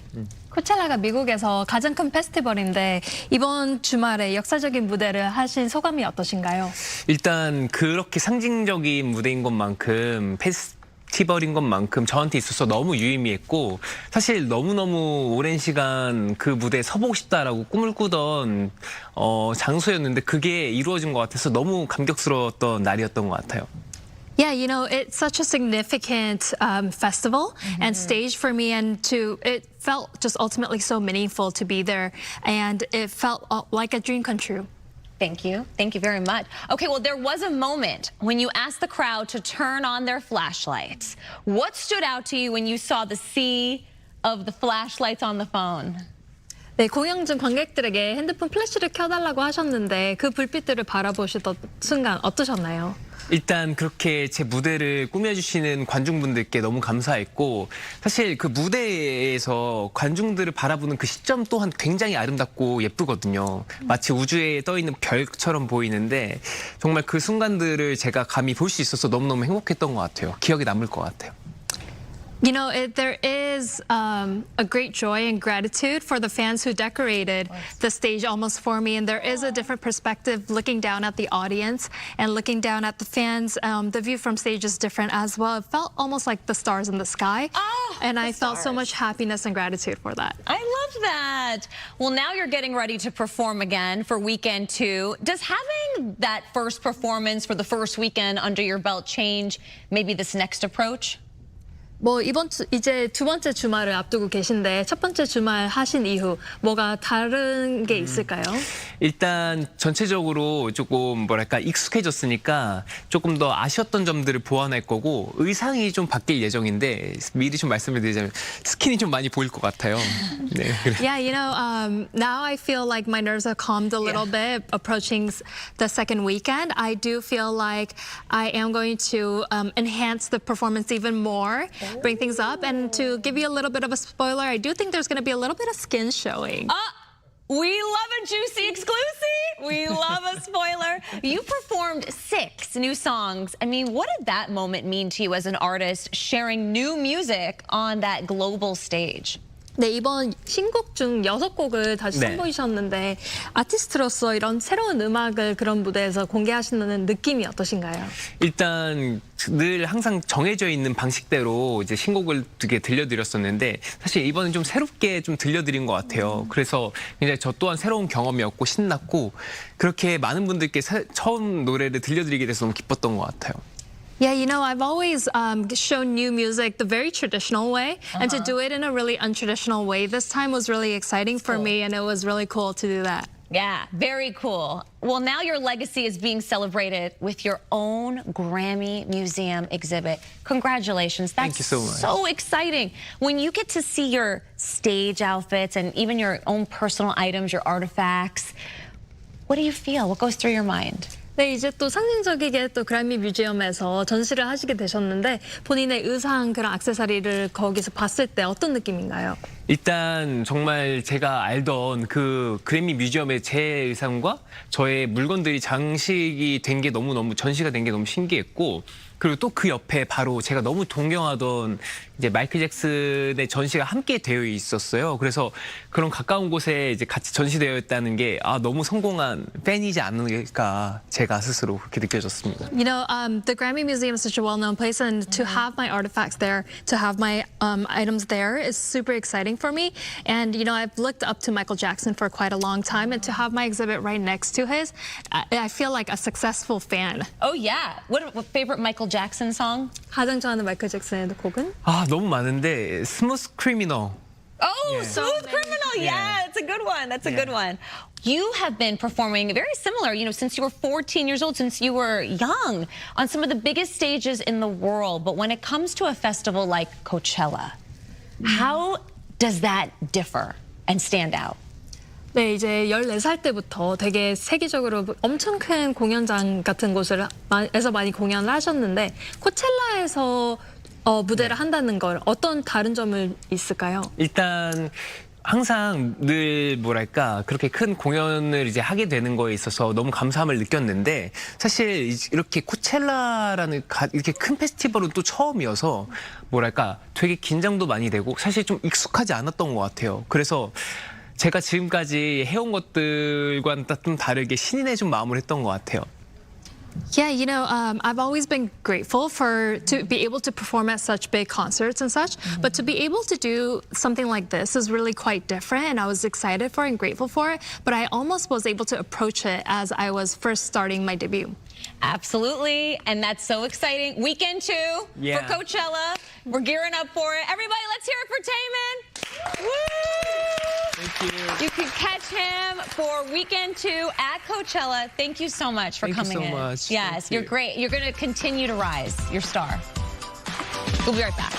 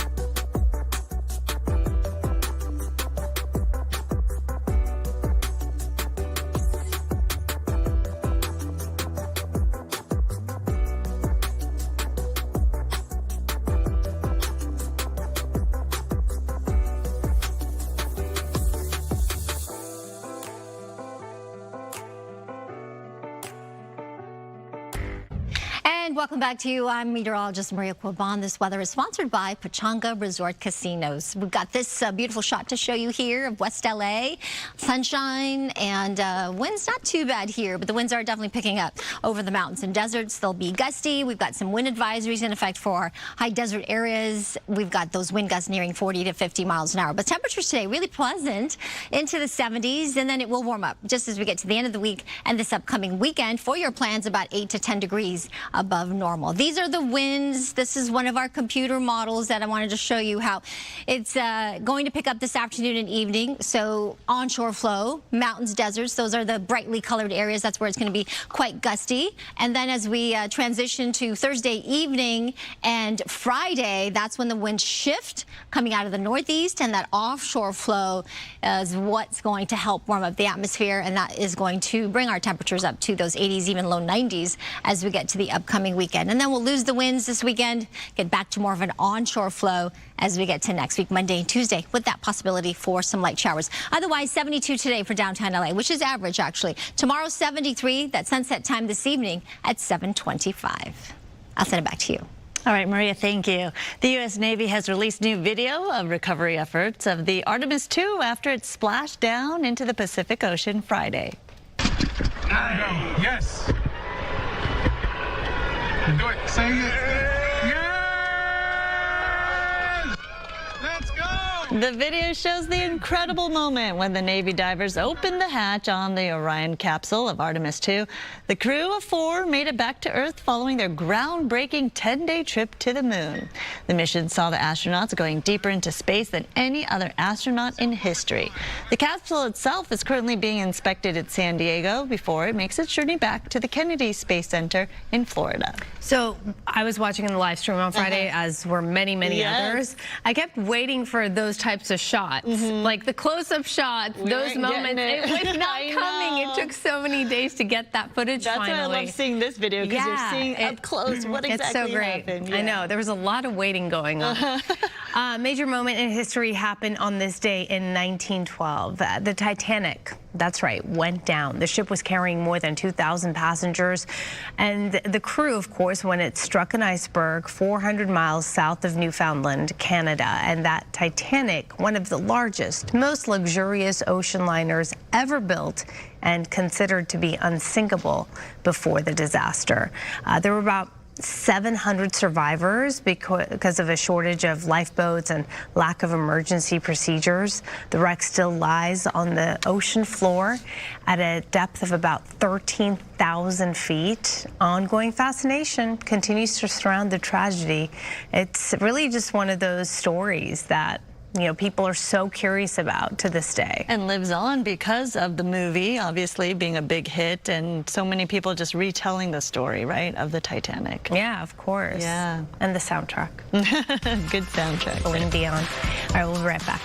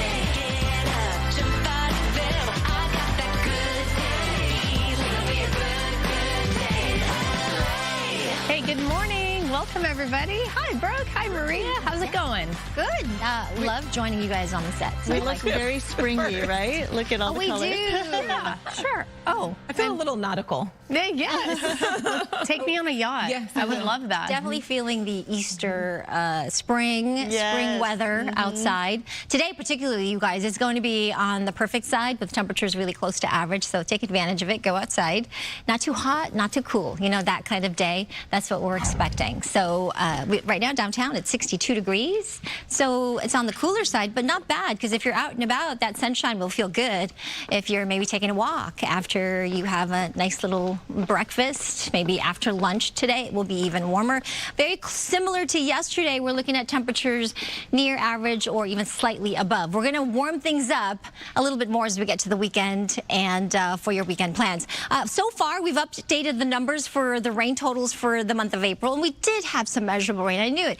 This past weekend, a little over 1/3 of an inch of rain, so totaling almost 4/10 for the month so far. We've been doing good all season, actually. Since the season began, October 1st, we have received almost 19 inches of rain. That's actually above normal, so we have a surplus that's going of over 5.5 inches of rain. And if we get a little bit more, that is, of course, good. Beneficial rain at this point. It does help to mitigate fire danger. We've got some high clouds getting picked up by the satellite radar pictures offshore, so this shield of cloud cover might move overhead over the next several days, but it's not going to produce any rain. Maybe next week, Monday, Tuesday. So as we look at our rain forecast here for Santa Clarita, there's a 10-20% chance by next week, Monday, Tuesday. Up in Long Beach, down to the south, a little less chance of that, 9 to 10% as we get to next week. But Big Bear Lake, also a chance for some light precipitation by early next week. I'll show you that 7-day forecast in just a couple of minutes. Back to you. All right, Maria, thank you. A Miami influencer dies mysteriously on a vacation in Tanzania, and her family is demanding answers. That's right. Brooke Thomas has been following this story, and you have all the information on this. There's so many questions. It's really sad. It's a dream trip that turned into a family's nightmare. Influencer Ashley Janae Robinson was on vacation in Zanzibar, which is off the coast of Tanzania. She had actually just celebrated her birthday. There are social media posts that show she got engaged on this very trip. But this morning, her death is under investigation, and her family wants answers. I got 2 emails today from the embassy in Zanzibar, and it said the investigation is still ongoing. That they have not determined the cause of death yet at all, and the investigation is still ongoing and still pending right now. So there has nothing official has been released. And that's what we're trying to find out. We just want answers. So that's part of an interview 31-year-old Ashley's parents did with TMZ's Charlie Neff there. In a statement, her family says she was on what should have been one of the happiest trips of her life. They say they were told she was found unconscious in her luxury villa and rushed to a local hospital. BBC Africa reports earlier police said Ashley had attempted to take her own life. Now, it appears her parents also got that message, but they don't buy it. Right now, authorities just say the investigation is ongoing, and her family, they say they have one really big issue. They say one of their biggest frustrations surrounds when they were notified something was wrong. The initial call that she got from Joe was 11 hours after something had transpired in the room. And that's very odd. 11 hours later, 11 hours. Something had transpired, and Joe just relayed to Yolanda that Ashley was okay and she was stable and she was okay and don't worry about it. But that she was at the hospital. Yes. 11 hours later. Right there, you were looking at Ashley's parents and her step-parents. Ashley was later pronounced dead at the hospital, and her family says they have had no communication with her fiance since. This bit here is interesting, though. BBC Africa reports authorities said Ashley and her fiance were reported to have had a pretty big disagreement at the hotel, so big they say hotel management stepped in and separated them into different rooms. Now, the hotel would not confirm the authorities' statement. At this time, authorities say they are holding her fiance's passport during the investigation. Her parents say there has been no official cause of death. So the pictures we were looking at, and obviously the video of them getting engaged, that's all from that trip. It appears to be from that trip. This was just this month. Wow. Because it looks like everything is just so great and happy, and they're having the times of their lives. That's, one of the biggest things her family has been asked repeatedly, like, does she have a history of mental health issues? Because, you can appear happy and have something going on inside. And they say they've never heard of it. They know nothing of the such. They say that, you know, from their perspective, she was happy and this was supposed to be a dream. They say, you know, she just had this big birthday. She was on this beautiful trip to Africa. She got engaged. Yeah, a lot of questions, you know, remain to be seen. Can her family go there? Right, so that's another thing. Right now they are crowdfunding money to fly to Africa. As you can imagine, it's fairly expensive last minute, but they say they have gone to Washington, D.C. to speak with the State Department. Okay. All right. So at this point, it's so frustrating because they're so far away and they're trying to get answers. They don't have a body. Yes, like so. They can't make funeral plans or anything like that. You know, they're asking for any sort of security footage. They want to know more. They just want to know so much more. And again, they say they have not spoken to her fiance. And why is that? You know, they just said they haven't heard from him. Okay, but where is he? Well, he's in Somewhere. Zanzibar, right, where authorities are, at least they're holding That is his so passport for frustrating. I don't even like to want to use the phrase like a sense of closure because first of all, they have to go through this grieving process. Right. But it's just so hard to go anywhere with this when you have nothing to go on. It's just, it's one of those things like, you know, you say like, bye, this is a trip of a lifetime, have a great time. And of course, they never expected that she would not be coming home. Very terrible. Right. And getting no answers at that. All right, Brooke, thank you. We'll see what comes of it all. We'll stick to it. We'll stick with this. Thank you. All right, on to this now. Many members of Congress say now is the time to pass new legislation to protect kids online in the wake of recent landmark rulings against Meta and YouTube. Jared Halpern has the latest from Washington. Big Tech will ultimately face the same fate as Big Tobacco. Last month, Big Tech lost 2 major court cases with jurors in California and New Mexico deciding Meta and YouTube failed to protect kids from harmful content. The New Mexico case resulted in a $375 million judgment against Meta. And now the state attorney general, Raul Torres, is partnering with lawmakers on Capitol Hill, calling on Congress to pass legislation to protect kids online. Let's bring to the floor the Sunset Section 230 Act and reform the immunity shield that has protected Big Tech for 30 years. Officials are hoping to use the momentum from those 2 verdicts to force Big Tech to redesign their platforms. Advocates say that could happen through a court order, but a law passed by Congress would be a more permanent fix. We will set a standard for the kind of behavior that we expect from Big Tech going forward. And I hope that that is a message that resonates here in Congress. There is bipartisan consensus that action is needed to help protect kids who use social media, but lawmakers are still divided on the best way to do it. Now a growing number of tech leaders say they're taking the initiative. We're doing this well in advance of any requirements by law. We're doing it because we know it's right, and that's how we run the company. And now the Federal Trade Commission says it is looking into the impact social media has on kids' mental health. At the White House, Jared Halpern, Fox News. Last hour, we talked about digital detox and asked you if you have to lose one of these 4 choices, what are you getting rid of? So here are the results so far. You have social media, texting, streaming, online shopping. Social media, wow, people are going to get rid of social media before online shopping? Oh, okay. I know texting is a way of life. Can't get rid of Sadly. Yeah. Or even voice texting. That's it right. all counts. Actually, oftentimes with voice texting, you think it's like a time saver. It's not because of all the typos. You have to go back and you have to read it, make sure it's right. Yep. Okay, a new study reveals a very high percentage of delivery drivers are being risky on the road to get food dropped off on time. Researchers at University of Colorado analyzed thousands of comments from DoorDash, Uber Eats, and Grubhub drivers. They found 75% of trips actually require breaking the speed limit in order to hit the app's on-time targets. If they fall behind, even due to traffic or construction, they face deactivation. It is a digital firing, leaving drivers to choose between their paycheck and the speed limit. Researchers say companies need to relax, that is, on their metrics and keep delivery drivers and others safe on the road, right? You got to prioritize safety, but right. Easier said than done, I suppose. Yeah, that's a problem for sure. And everything is by delivery now, too. All right, today is tax day, and if you're still filing last minute, at least there's a little reward waiting for you. Several restaurant chains are offering special deals. Krispy Kreme is offering a buy one, get one dozen deal.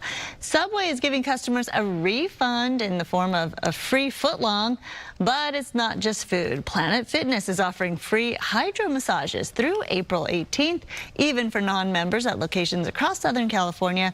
Most deals, though, do require rewards sign-ups, and availability may vary. Big event in Westminster this morning. They're taking down the entrance of the shuttered Westminster Mall, which has stood there for more than 50 years.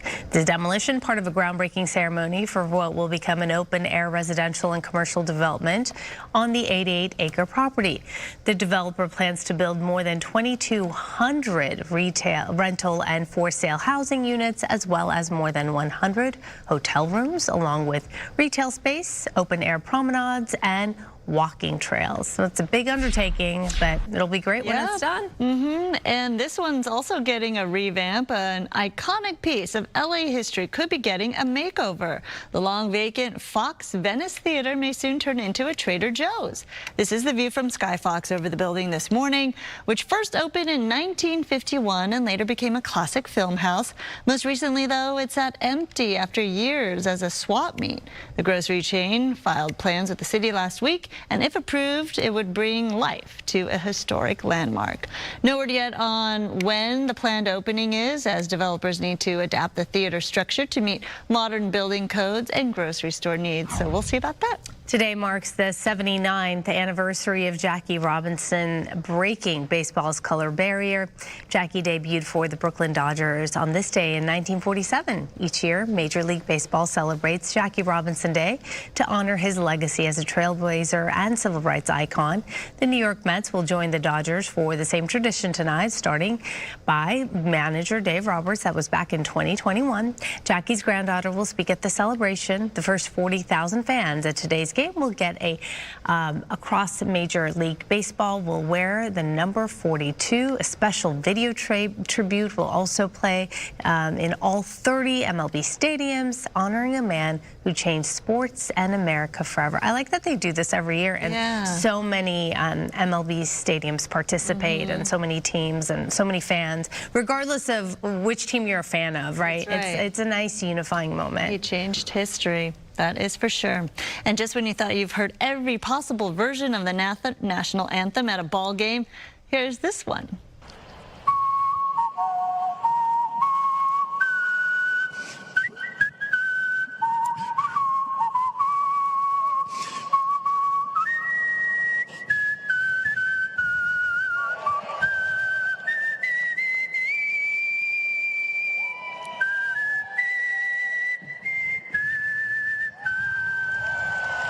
That's really impressive. He is incredible. Chris Ullman is the member of the Whistling Hall of Fame, and he gave that performance before a Baltimore Orioles game. The crowd seemed to like it, but it got mixed reviews on social media. Why? Come on, he hit those high notes. He had a little flair, creativity there. Comments like this on social media, I mean, they could be so mean. One person wrote, kind of weird, but it's a bird team, so it works. And I'd rather hear Roseanne again. Well, come first on, of all, this is talent. Rule number one, don't read the comments in anything. That is talent, though. Yeah, it is Imagine incredible. the practice, the prep work he has to go through. I can't do it either. I barely whistle. I can't even. This is sad. Wait, this is pathetic. It's hard to whistle. Wait, hold on. This is weird. Why is nothing coming out? Have you whistled before? I have before. It's not. There you go. This is really weird. Do you think it's the lipstick? I don't know. What is happening? I'm going to practice later. Okay, a moment from a ball game in Philadelphia going viral. Crews in between innings bringing out the hot dog cannon on buy one, get one free hot dog night, only for the gun to misfire. Oh my gosh. One of the Phillies infielders was able to save the day, tossing the hot dog to the crowd. That is a fail. That is a fail. Wow, I've never seen a hot dog cannon. That's very funny. That's cool. All right, California's Attorney General has a warning about e-bikes and riders for parents and kids alike. Bonta says if you or your teen's electric two-wheeled vehicle goes too fast, it might be a motorcycle or moped. And to ride those, you do need a license, registration, and insurance. However, officials say many illegal motorcycles and mopeds are being marketed and sold as e-bikes. So here are the three classifications of e-bikes. While people of all ages may ride Class 1 or 2 e-bikes, Class 3 is restricted to people ages 16 and up who are wearing helmets.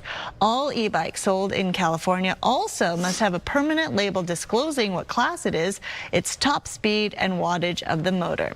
And if a two-wheeled vehicle with an electric motor has any of these features, look right there, it may require registration with the DMV. So that includes vehicles with pedal assistance beyond 28 miles per hour, throttle assistance beyond 20 miles per hour, a motor with more than 750 watts of power, or a vehicle without operable pedals. Okay, keep in mind, be safe out there. We'll be right back.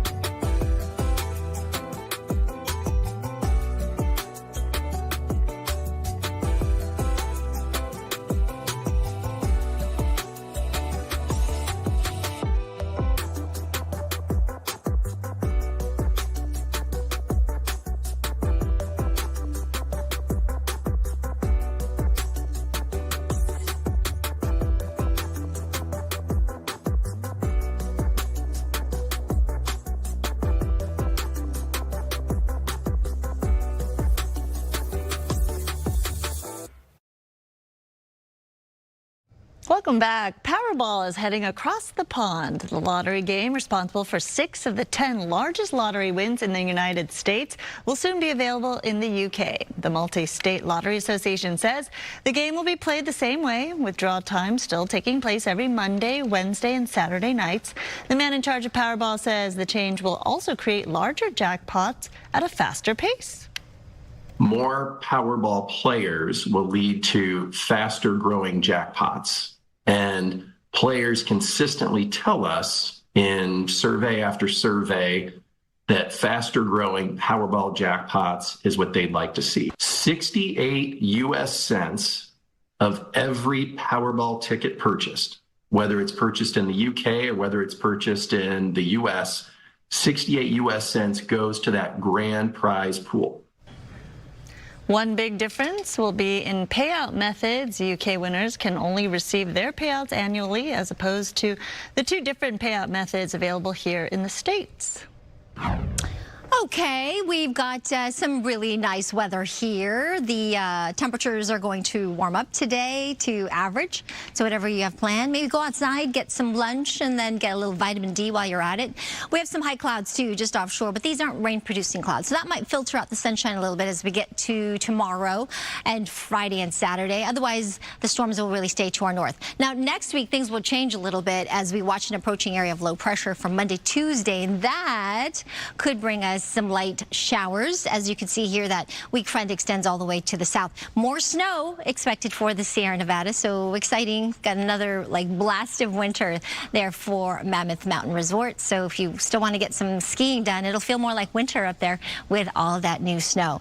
Here at the beach, 2 to 4 feet. Ventura County, LA beaches, same. Orange County, San Diego, 1 to 3 plus. Temperatures on the sand in the upper 60s. We are going to warm things up a little bit more as we get to the weekend, so that's good if you have plans outside. 69 along our coast today. Look at the mid-70s just in time for the weekend. Next week, if you look ahead to Monday, Tuesday, we have included that 10 to 20% chance for some showers. Downtown LA, 72 today, getting to 80 on Saturday. So it'll feel more like a really warm spring or even summer day with all that sunshine. Valleys, Inland Empire, 75, very close to average. Looking at 84 by Saturday. And then up into the mountains where it is going to be quite gusty, especially this afternoon and evening. 59 degrees, breezy conditions through at least Friday, and then Saturday will be in the upper 50s with sunshine. High desert areas, 71, also breezy there, getting to near 80 degrees by this upcoming weekend. And then as we get to the Coachella Valley, low desert areas, 87 today. And if you're headed to the Coachella Festival for weekend 2, Saturday and Sunday, really warm in the upper 80s to low 90s, so make sure you dress appropriately. There's my weather for now. I'll send it back to you. Maria, I didn't see any ice in the forecast, but don't worry, girl. I got you over here. Because Kona Ice of Westside Heights wants to take the heat out of tax day for a chill out day. And Gary, you are the coolest man on the block. You're going to tell us how we can get a nice sweet treat on tax day, right? Yes, I definitely will. Okay, well, where can everyone find you today? You can find me by USC Village on Jefferson and Hoover Street. Ooh, okay, Jefferson and Hoover Street. Yeah, right on the corner. Right on the corner. You can see this beautiful Kona Ice truck. Yes. What made you get the idea to give people some chill after doing their taxes? Well, Kona Ice has a thing of where no taxation without relaxation. Ooh! So they try to take the pain out of tax day by offering free Kona Ice on April 15th, which is last day of taxes. Which is today. Yeah. Today is the day. It's working. I feel chill already. Okay. Tell me about all the cool flavors. Well, my favorite is Tiger's Blood. Most of the kids' favorite is Blue Raspberry. Okay. We also have Ninja Cherry, Pineapple, and also Mango, Monster Mango. I mixed the strawberry and the mango together. What kind of popular combinations do you see people do? They do Tiger's Blood, Ninja Cherry, and so good. And pineapple, mango and pineapple. People like to put that together. Okay, show us what it looks like before we put the flavors on it. Okay. Yeah.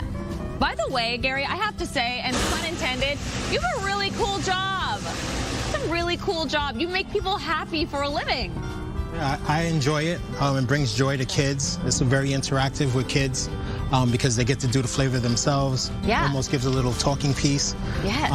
And people are just amazed by how fast they get the shaved ice and they're able to do everything on their own. Okay, tell everybody again the special treat they can get if they show up today and they see your truck. So if you come to the truck today and you see me, I'll be giving you out free shaved ice for chill out day. No taxation without relaxation. Okay, Gary, I'm going to do you a favor. I'm going to make you your favorite shaved ice. So, because maybe I'm showing the kids they can get a summer job doing this. So, tell me what you want. You want Tiger's Blood? Tiger's Blood. Okay, tell me when to stop. Okay, you can stop. Okay. Can I have Groovy Grape? Groovy Grape, you got it. Okay, tell me when. Stop. Okay. And Ninja Cherry. And Ninja Cherry, you got it, Gary. Okay. Here we go. Thank you. Just for you, because you need a little chill too, right? Thank you. I appreciate it. Okay, go see Gary, get your cool Kona ice, and just chill out, everybody. Tax season's almost over. We'll be right back. Cheers.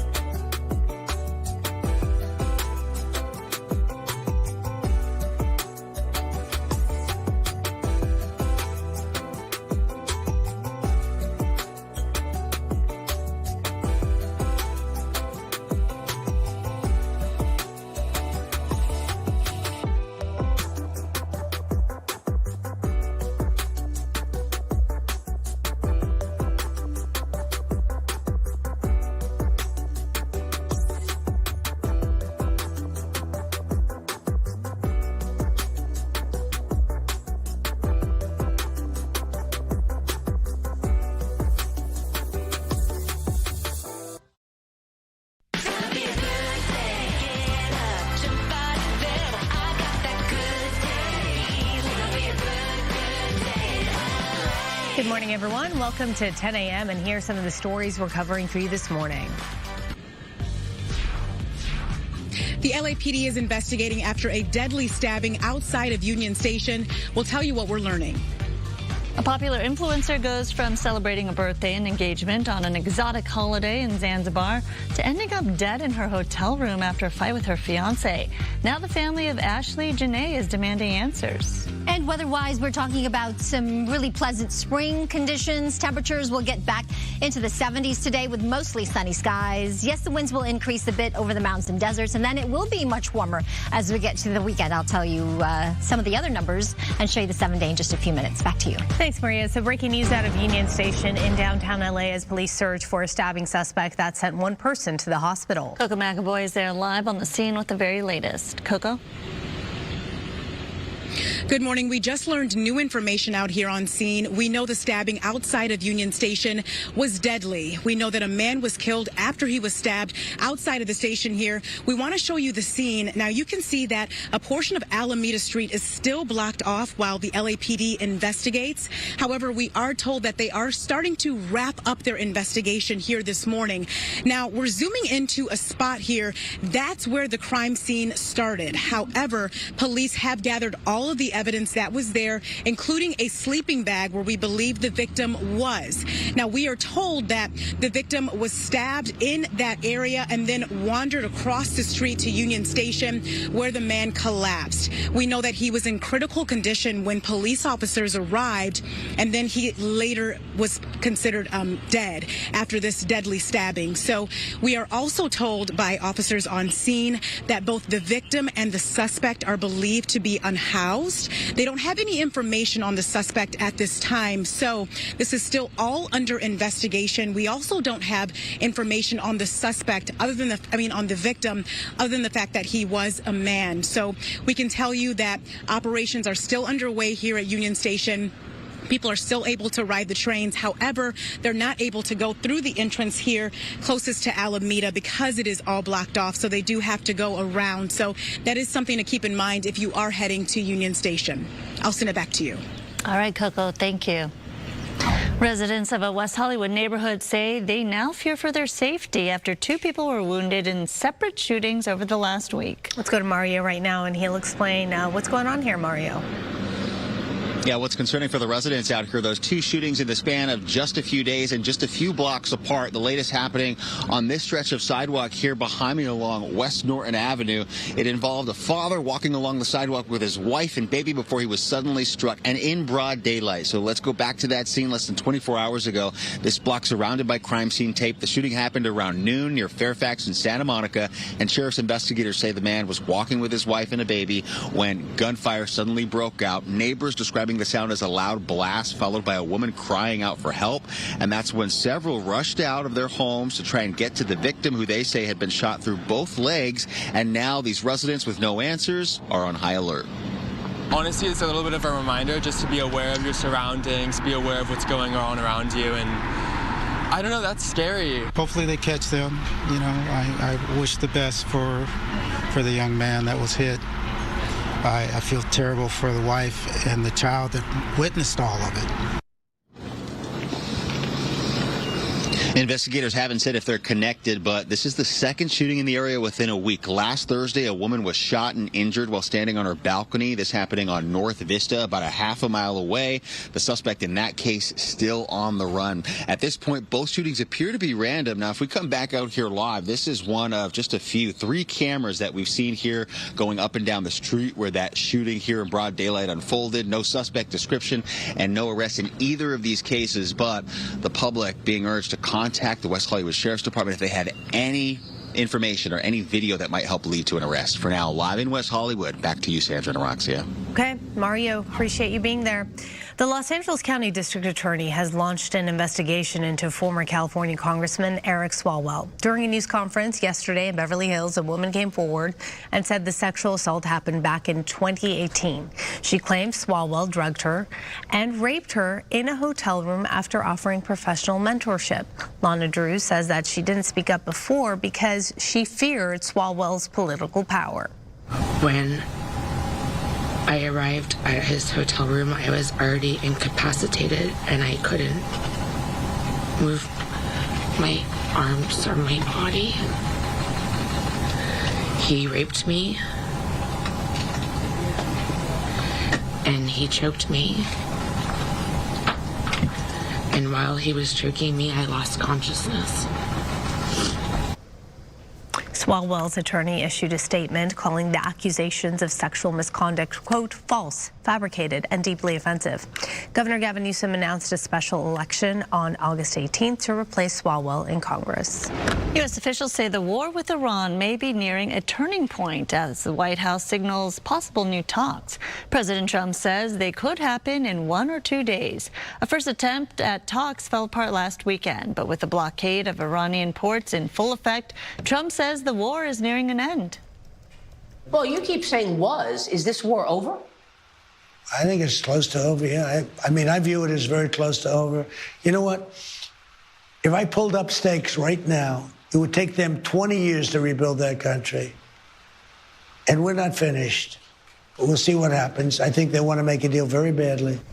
As of now, the ceasefire between the U.S. and Iran will expire next Tuesday. Mediators are aiming to extend that deadline to give diplomacy another chance. A 14-year-old gunman shoots students in a middle school in Turkey today, killing 9, wounding 13. It is the country's second school shooting in many days. The gunman was a former student. That gunman later killed himself. Until this week, school shootings are rare in Turkey. Meanwhile, shocking video out of Oklahoma where a school principal heroically tackles a man who walked into a high school with 2 guns. Watch how it all unfolds. You see it right there. It happened on April 7th at Pauls Valley High School. Police say a former student walked in with 2 semi-automatic pistols and tried to shoot students in the foyer, but missed. That's when Principal Kirk Moore jumped into action, tackling him right there. He was shot in the leg during all of this. The former student is facing multiple felony charges. What a hero. All right, taking a look at the forecast, Maria is saying that it's going to be sunny and in the 70s today. Right, Maria? That's right. That's absolutely right. Kept walking over to the green screen, and we are indeed feeling the spring. It is in full swing, and we have mostly fair skies right now. Looking at our satellite radar pictures here, we've got just a few high clouds offshore. Otherwise, sunshine, and get used to it because it is going to stay with us at least through the end of the week and this upcoming weekend. There's a shield of high cloud cover offshore, not rain-producing clouds so much, but this might stream overhead. Otherwise, high pressure is going to get stronger as we get into Friday and Saturday. So we're going to look for a clockwise flow of air around this area of high pressure, and that's going to give us those winds out of the northeast. And when we get those Santas, that will help to warm up the atmosphere. So 8 to 10 degrees above normal is what's coming for us Friday, Saturday, really more like Saturday and Sunday. So whatever you have planned outdoors, you're going to enjoy the spring, almost summertime conditions. Now, as we get to next week, watching this area of low pressure on our computer models, and this could swing south to bring us, again, another opportunity for some light showers next week, Monday, Tuesday. If we get that, it will be great because that does help to mitigate fire danger. And, of course, beneficial rain, it will just add to the surplus that we have right now. 66 currently in downtown LA, 65 in Woodland Hills, 66 in San Bernardino. It's 77 in Palm Springs, and it's going to continue to warm up to the upper 80s there in the low desert today. 87 Palm Springs, 71 in the high desert areas. Mountains 59, those gustier winds, remember, later this afternoon and evening. Downtown LA 72 to that 75 in the valleys, Inland Empire to 69 along our coast. All right, I'll show you the 7-day forecast in just a few minutes. Back to you. Thank you so much, Maria. A Miami influencer dies mysteriously on vacation in Tanzania, leaving her family demanding answers. Rick Thomas has been following this story, and you have all the details. So many people, really, even outside of her family, have questions now because it's just something you never even want to imagine. Influencer Ashley Janae Robinson was on the vacation of a lifetime in Zanzibar off the coast of Tanzania.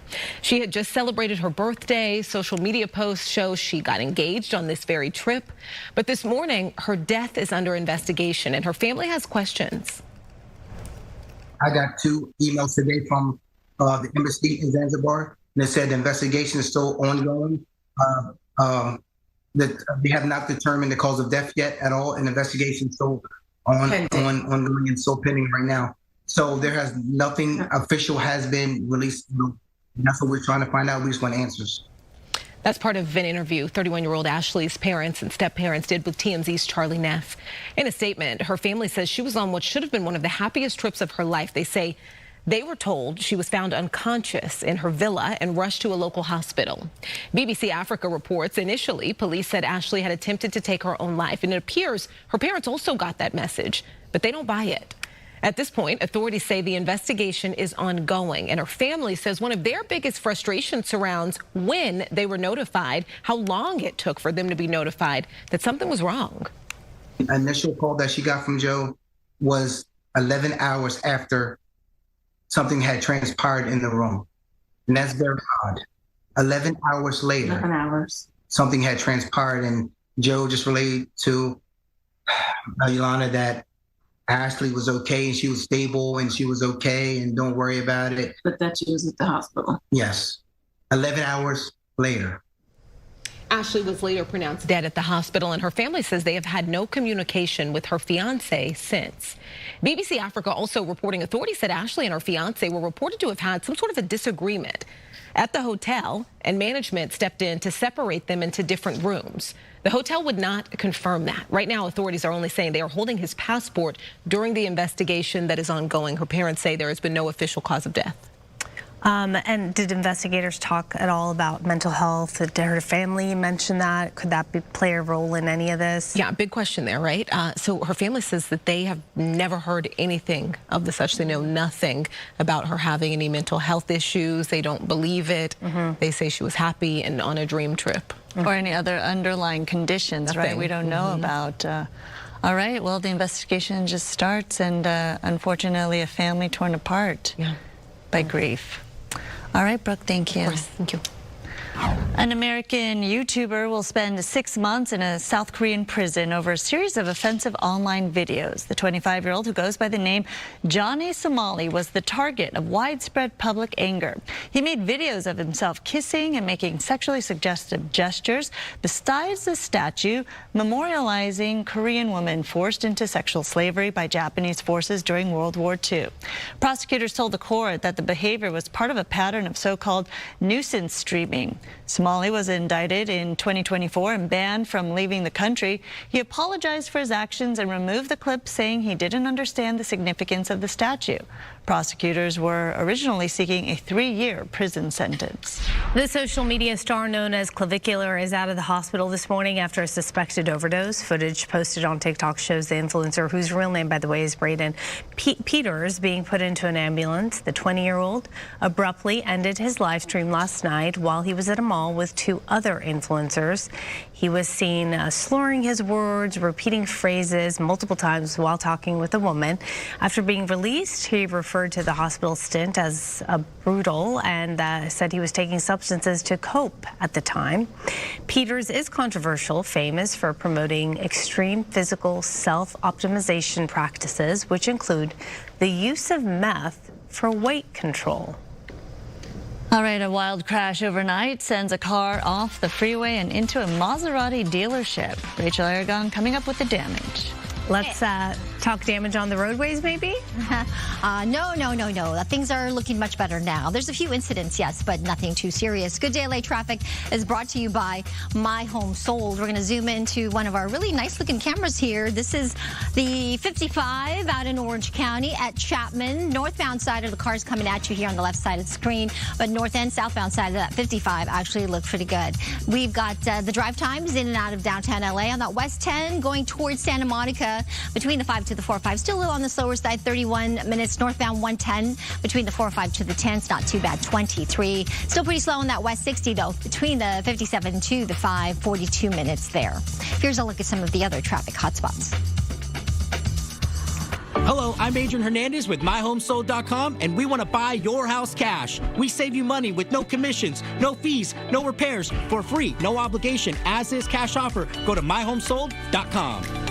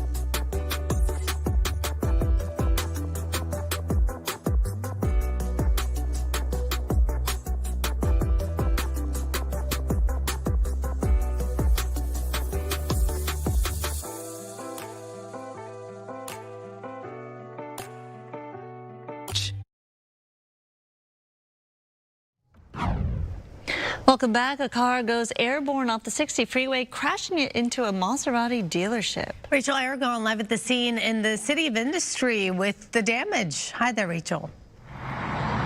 Hey, good morning. This is pretty surprising. We know 2 people were inside this blue Corvette, the passenger and the driver. And again, surprisingly, no one was injured. But there's a path of destruction. You can see right here, that car, when it flipped over and collided, also went through this concrete light pole, then landed here at this Maserati dealership. But take a look at the video from earlier this morning. It gives you a better idea of what unfolded. That blue Corvette, we're told by CHP, was going on the westbound lane of the 60, then at some point seemed to lose control and then veering off the freeway, flipping, and ended up at this dealership. The agency not confirming this morning if this was a racing incident, but they said the car appeared to be going pretty fast at the time before veering off and going airborne. By 4:15, that blue Corvette there was towed away from this Maserati dealership in the City of Industry. Again, really surprising given all the damage, just the fact that no one was injured. Now back here live, it's been cleanup crews throughout the morning. We also confirmed with the manager of the dealership, they said all the Maseratis, they are untouched. What was really damaged was not just the glass, but the office building. So again, no cars and no people injured, again, surprisingly, during this early morning collision. Reporting live this morning, I'm Rachel Aragon. I'll send it back to you.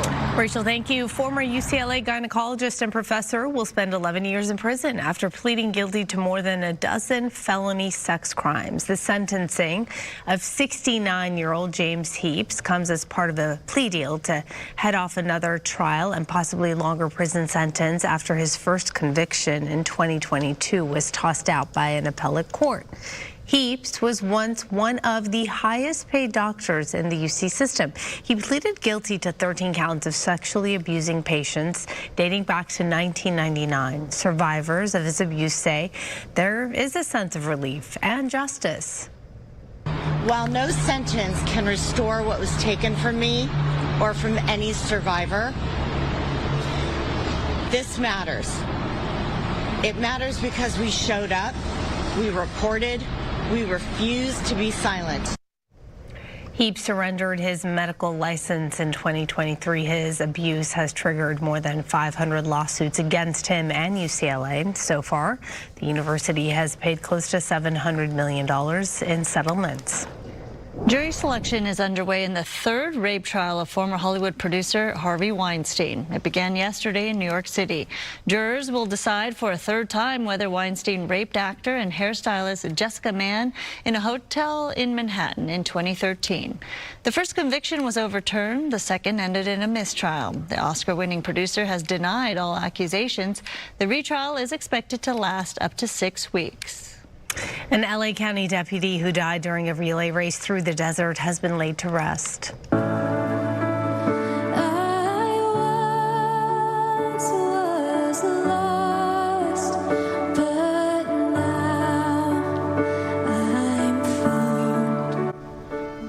Funeral services were held in Chino Hills yesterday for Deputy Levi Vargas. The 13-year veteran died while participating in a popular Baker to Vegas Cup relay race last month. Vargas was assigned to the San Dimas station. He was remembered by his widow at the service. I asked God to bring a good man into my life, someone kind, genuine, and truly good. I promised I would cherish him with all my heart. The next day, Levi asked me on a date. I always told him God sent him to me, that he was my answered prayer. He came into my life right before I lost my dad. And I don't think I would have survived that loss without him. Sheriff Robert Luna called Vargas an extraordinary public servant. An official cause of death has not yet been released. The LA City Council votes 11-4 banning encampments along Rose and Hampton in Venice. Councilwoman Tracy Park says the move is vital for public safety. In recent weeks, several new people set up camps in the area. We've already moved several people into housing, and we're working with county mental health to help the remaining 4 service-resistant people get the support they need. We're going to keep offering services, but we're also going to enforce the law. Our public spaces should be safe and accessible for everyone, not just after a cleanup, but all the time. Notices will be posted in the upcoming days with enforcement set to begin once the required warning period ends. And we have details about safety upgrades coming to Runyon Canyon. Angry locals are saying they're not enough. The LA City Council approved $25,000 for 2 nighttime security guards to address public concerns like arson and violence. However, critics argue the danger is not limited to overnight hours. Frustration growing after the city recently spent $1 million on new bathrooms at the trail's entrance. Many believe that money could have been better spent on improving safety. The Federal Aviation Administration is being asked to investigate what aircraft dropped a large chunk of ice that crashed through the roof of a Whittier area home. The ice punched through the ceiling and landed in the living room on the couch Friday morning. Fortunately, the man had just moved into another room before it hit. The owner says the impact of the cantaloupe-sized ice block sounded like an explosion and shook the home. She says they saved the ice chunk in a bag, adding that it stunk and it looked murky as well. He smelled it himself. He did say that it was like this still water with some coffee notes, but it was pungent. It wasn't a pleasant smell. It's like a foggy white, and it had a marble brown look. So it's very interesting. In a letter to the FAA, LA County Supervisor Janice Hahn says flight tracking data did reveal an aircraft was passing overhead at the time of the incident. It's been 9 years since Elon Musk unveiled the Tesla semi truck, and now they're hitting the road. Right away, you will notice, look at that. The seat is in the center of the cab instead of the left side.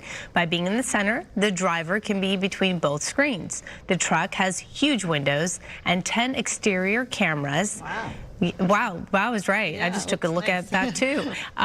Huge windows, 10 exterior cameras, noise almost non-existent. The driver no longer is breathing in exhaust fumes for hours at a time. Nice. Tesla is also rolling out a nationwide mega charging network across North America that would help us to go even beyond the 500 miles. So the truck can be charged en route, and the chargers are designed to help us charge 60% of the battery within 30 minutes. The trucks are priced around $300,000, but with less maintenance and no fuel costs, these trucks could be a huge draw for trucking companies.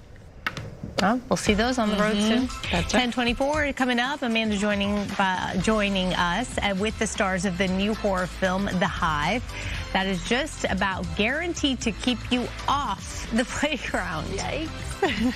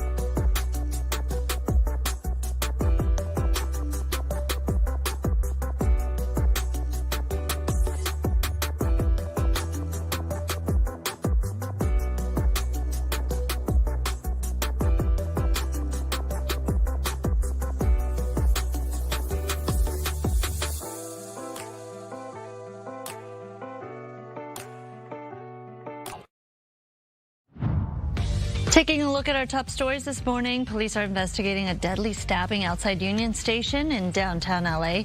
It happened at around 5:30 this morning on Alameda Street. A portion of that street was closed for the investigation and will reopen again soon. Trains are still running, though. Only one entrance to the building is now closed. The LA County Sheriff's Department has confirmed that it's launching a criminal investigation into former Congressman Eric Swalwell, the latest victim to step forward. Lana Drew says Swalwell drugged and raped her at a West Hollywood hotel in 2018. Swalwell officially resigned from Congress yesterday, 2 days after he suspended his campaign for California governor. A car flies off the freeway and into a car dealership in the City of Industry. It happened just before 2 o'clock this morning. The CHP says the driver lost control, went airborne off the freeway and into a dealership. The driver ran from the scene. The building was damaged, but nobody was hurt. It's wild indeed.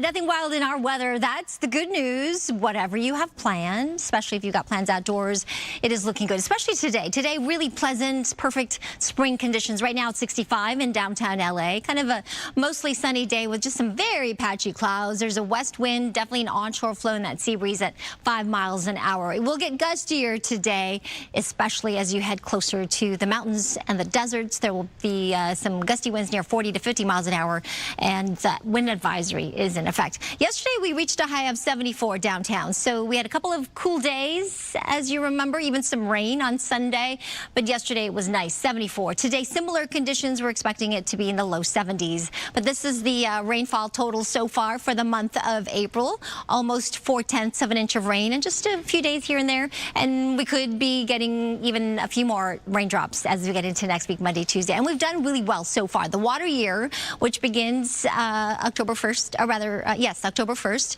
we had some nice storms that rolled through here. You remember November, December were particularly wet months, and then we had a little bit of a break in January, not as much rain, but we did get it, and then February was rather wet as well, and now we're just getting a few storms rolling in, so our surplus is actually over 5.5 inches, so this is good for the season, and if we get any more rain, it'll be beneficial as we get into Monday, Tuesday. It'll just help to mitigate the fire danger that's outside, but it's really pretty, right? It's mostly green out there. Yesterday, like I said, 74, today 72. The average is 72, so we're right on the dot if we reach that high today. Sunset time later this evening at 7:25. The winds, I talked about that. Brightly colored areas, the mountains, the high desert areas, that's where we're going to get some of those stronger wind gusts, 30, 40 plus miles per hour. And then as we get to Thursday, similar conditions in the evening. And then the winds will switch, come out of the northeast. And when we get that Santa Ana pattern, that will help to really warm up the atmosphere. You can see a 32 mile per hour wind gust here in Santa Clarita, 22 in Victorville. So you just got to watch it if you got one of those high profile vehicles, but it will be warming up just in time for the weekend, as you can see. We'll be back to the onshore flow late Sunday into Monday. Highs today in that perfect zone of the 70s, 75 in Woodland Hills in the Valley, 79 in Ontario, same for Corona, 59 in Big Bear. Maybe you want it warmer, you can get to Palm Springs, 87 degrees. What about Coachella version 2, weekend 2? I'll have that official forecast coming up in the extended outlook. In the meantime, I'll send it back to you too. Maria, thank you. It is demolition day for the Westminster Mall. Wrecking crews scheduled to start the project now. Coming up, actually they started at 10:30. The entrance of the shuttered mall has stood more than 50 years. While they're saying goodbye to the old, they are celebrating what's to come at that site. They will have a groundbreaking. The 88-acre property will become an open-air residential and commercial development. It will include more than 2,200 apartments and condos, as well as 100 hotel rooms, along with retail space, open-air, promenades, and walking trails. Kanye West is postponing his show in France as leaders there considered banning the rapper from entering the country. West, who now goes by Ye, made the announcement on X last night. He was initially scheduled to perform in June in Marseille, and this was all part of his comeback tour. But he was barred from entering the UK shortly after being announced as the headliner for all 3 nights of Wireless Festival in July. He has been widely widely condemned for his anti-Semitic rhetoric in recent years and has since apologized for his anti-Semitic statements. The Duke and Duchess of Sussex are in Australia. Prince Harry and Meghan Markle are there for a private 4-day tour that's all about business and impact. From the streets of Melbourne and to the shores of Sydney, the couple is focusing on veteran support and local community projects. It's been 8 years since the two visited. Their last visit, they were representing Queen Elizabeth. This one is a privately funded trip. And from the world stage to the MasterChef kitchen, Meghan Markle will debut on MasterChef Australia.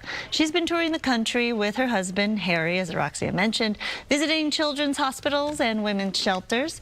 Markle has experience in the kitchen, too. Her now canceled Netflix series, Love, Meghan, featured her cooking alongside other famous chefs. MasterChef Australia debuts in 4 days. Today marks the 79th anniversary of Jackie Robinson breaking baseball's color barrier, debuting for the Brooklyn Dodgers in 1947. You know, each year Major League Baseball celebrates Jackie Robinson Day to honor his legacy as a trailblazer and civil rights icon. Here's fall video, the Dodgers at this annual April 15th tradition. The New York Mets will join the Dodgers for the same tradition tonight, which was started by Dave Roberts, the manager, in 2021. Jackie's granddaughter will speak at the celebration, and every player across Major League Baseball will wear number 42. Special video tribute will play in all 30 MLB stadiums, honoring a man who changed sports and America forever. And also happening tonight, Clipper Nation is going to be fired up for the official start of the postseason. Tonight, the Clippers take on the Golden State Warriors in a play-in tournament, which takes 4 teams from each conference. They'll compete for the final playoffs bracket. Tip-off is 7 p.m. in the Intuit Dome, and tickets are still available.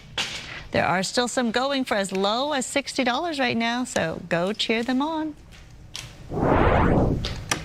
Okay, let's jump into some entertainment, shall we?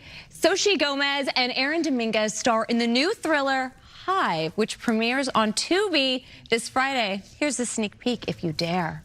Hurry up, let's go. Take care of your sister. I do take care of her. Call me if you need anybody. Can't imagine what the kids are like. I can tell you'll put our previous babysitter to shame.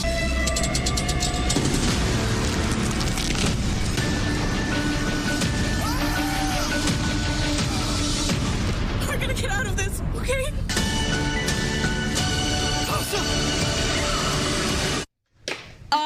Okay, so this is like biggest nightmares come to life. Because you think about your childhood, your babysitter, your playground, and then horror genre and mix it up. Tell me how this stands out as a horror film, what the premise is different. Well, I mean, I would just start off saying, of course it's a horror, but it's also expect a little bit of a family drama, you know. Ooh, I love that. Layers. Yeah, there's lots of layers, and there's a bit of sibling rivalry, I'd say. There's a sibling dynamic there for sure. Yeah, and there's possessed children, which is it's a daytime horror as well, which makes it a bit different. There's these technicolors that are obviously we're playing with, so it's a lot of unexpected horror that people won't be expecting. So okay, I love it. It's my favorite genre is horror, and I have this new theory that we can appreciate this genre even more when it's not Halloween.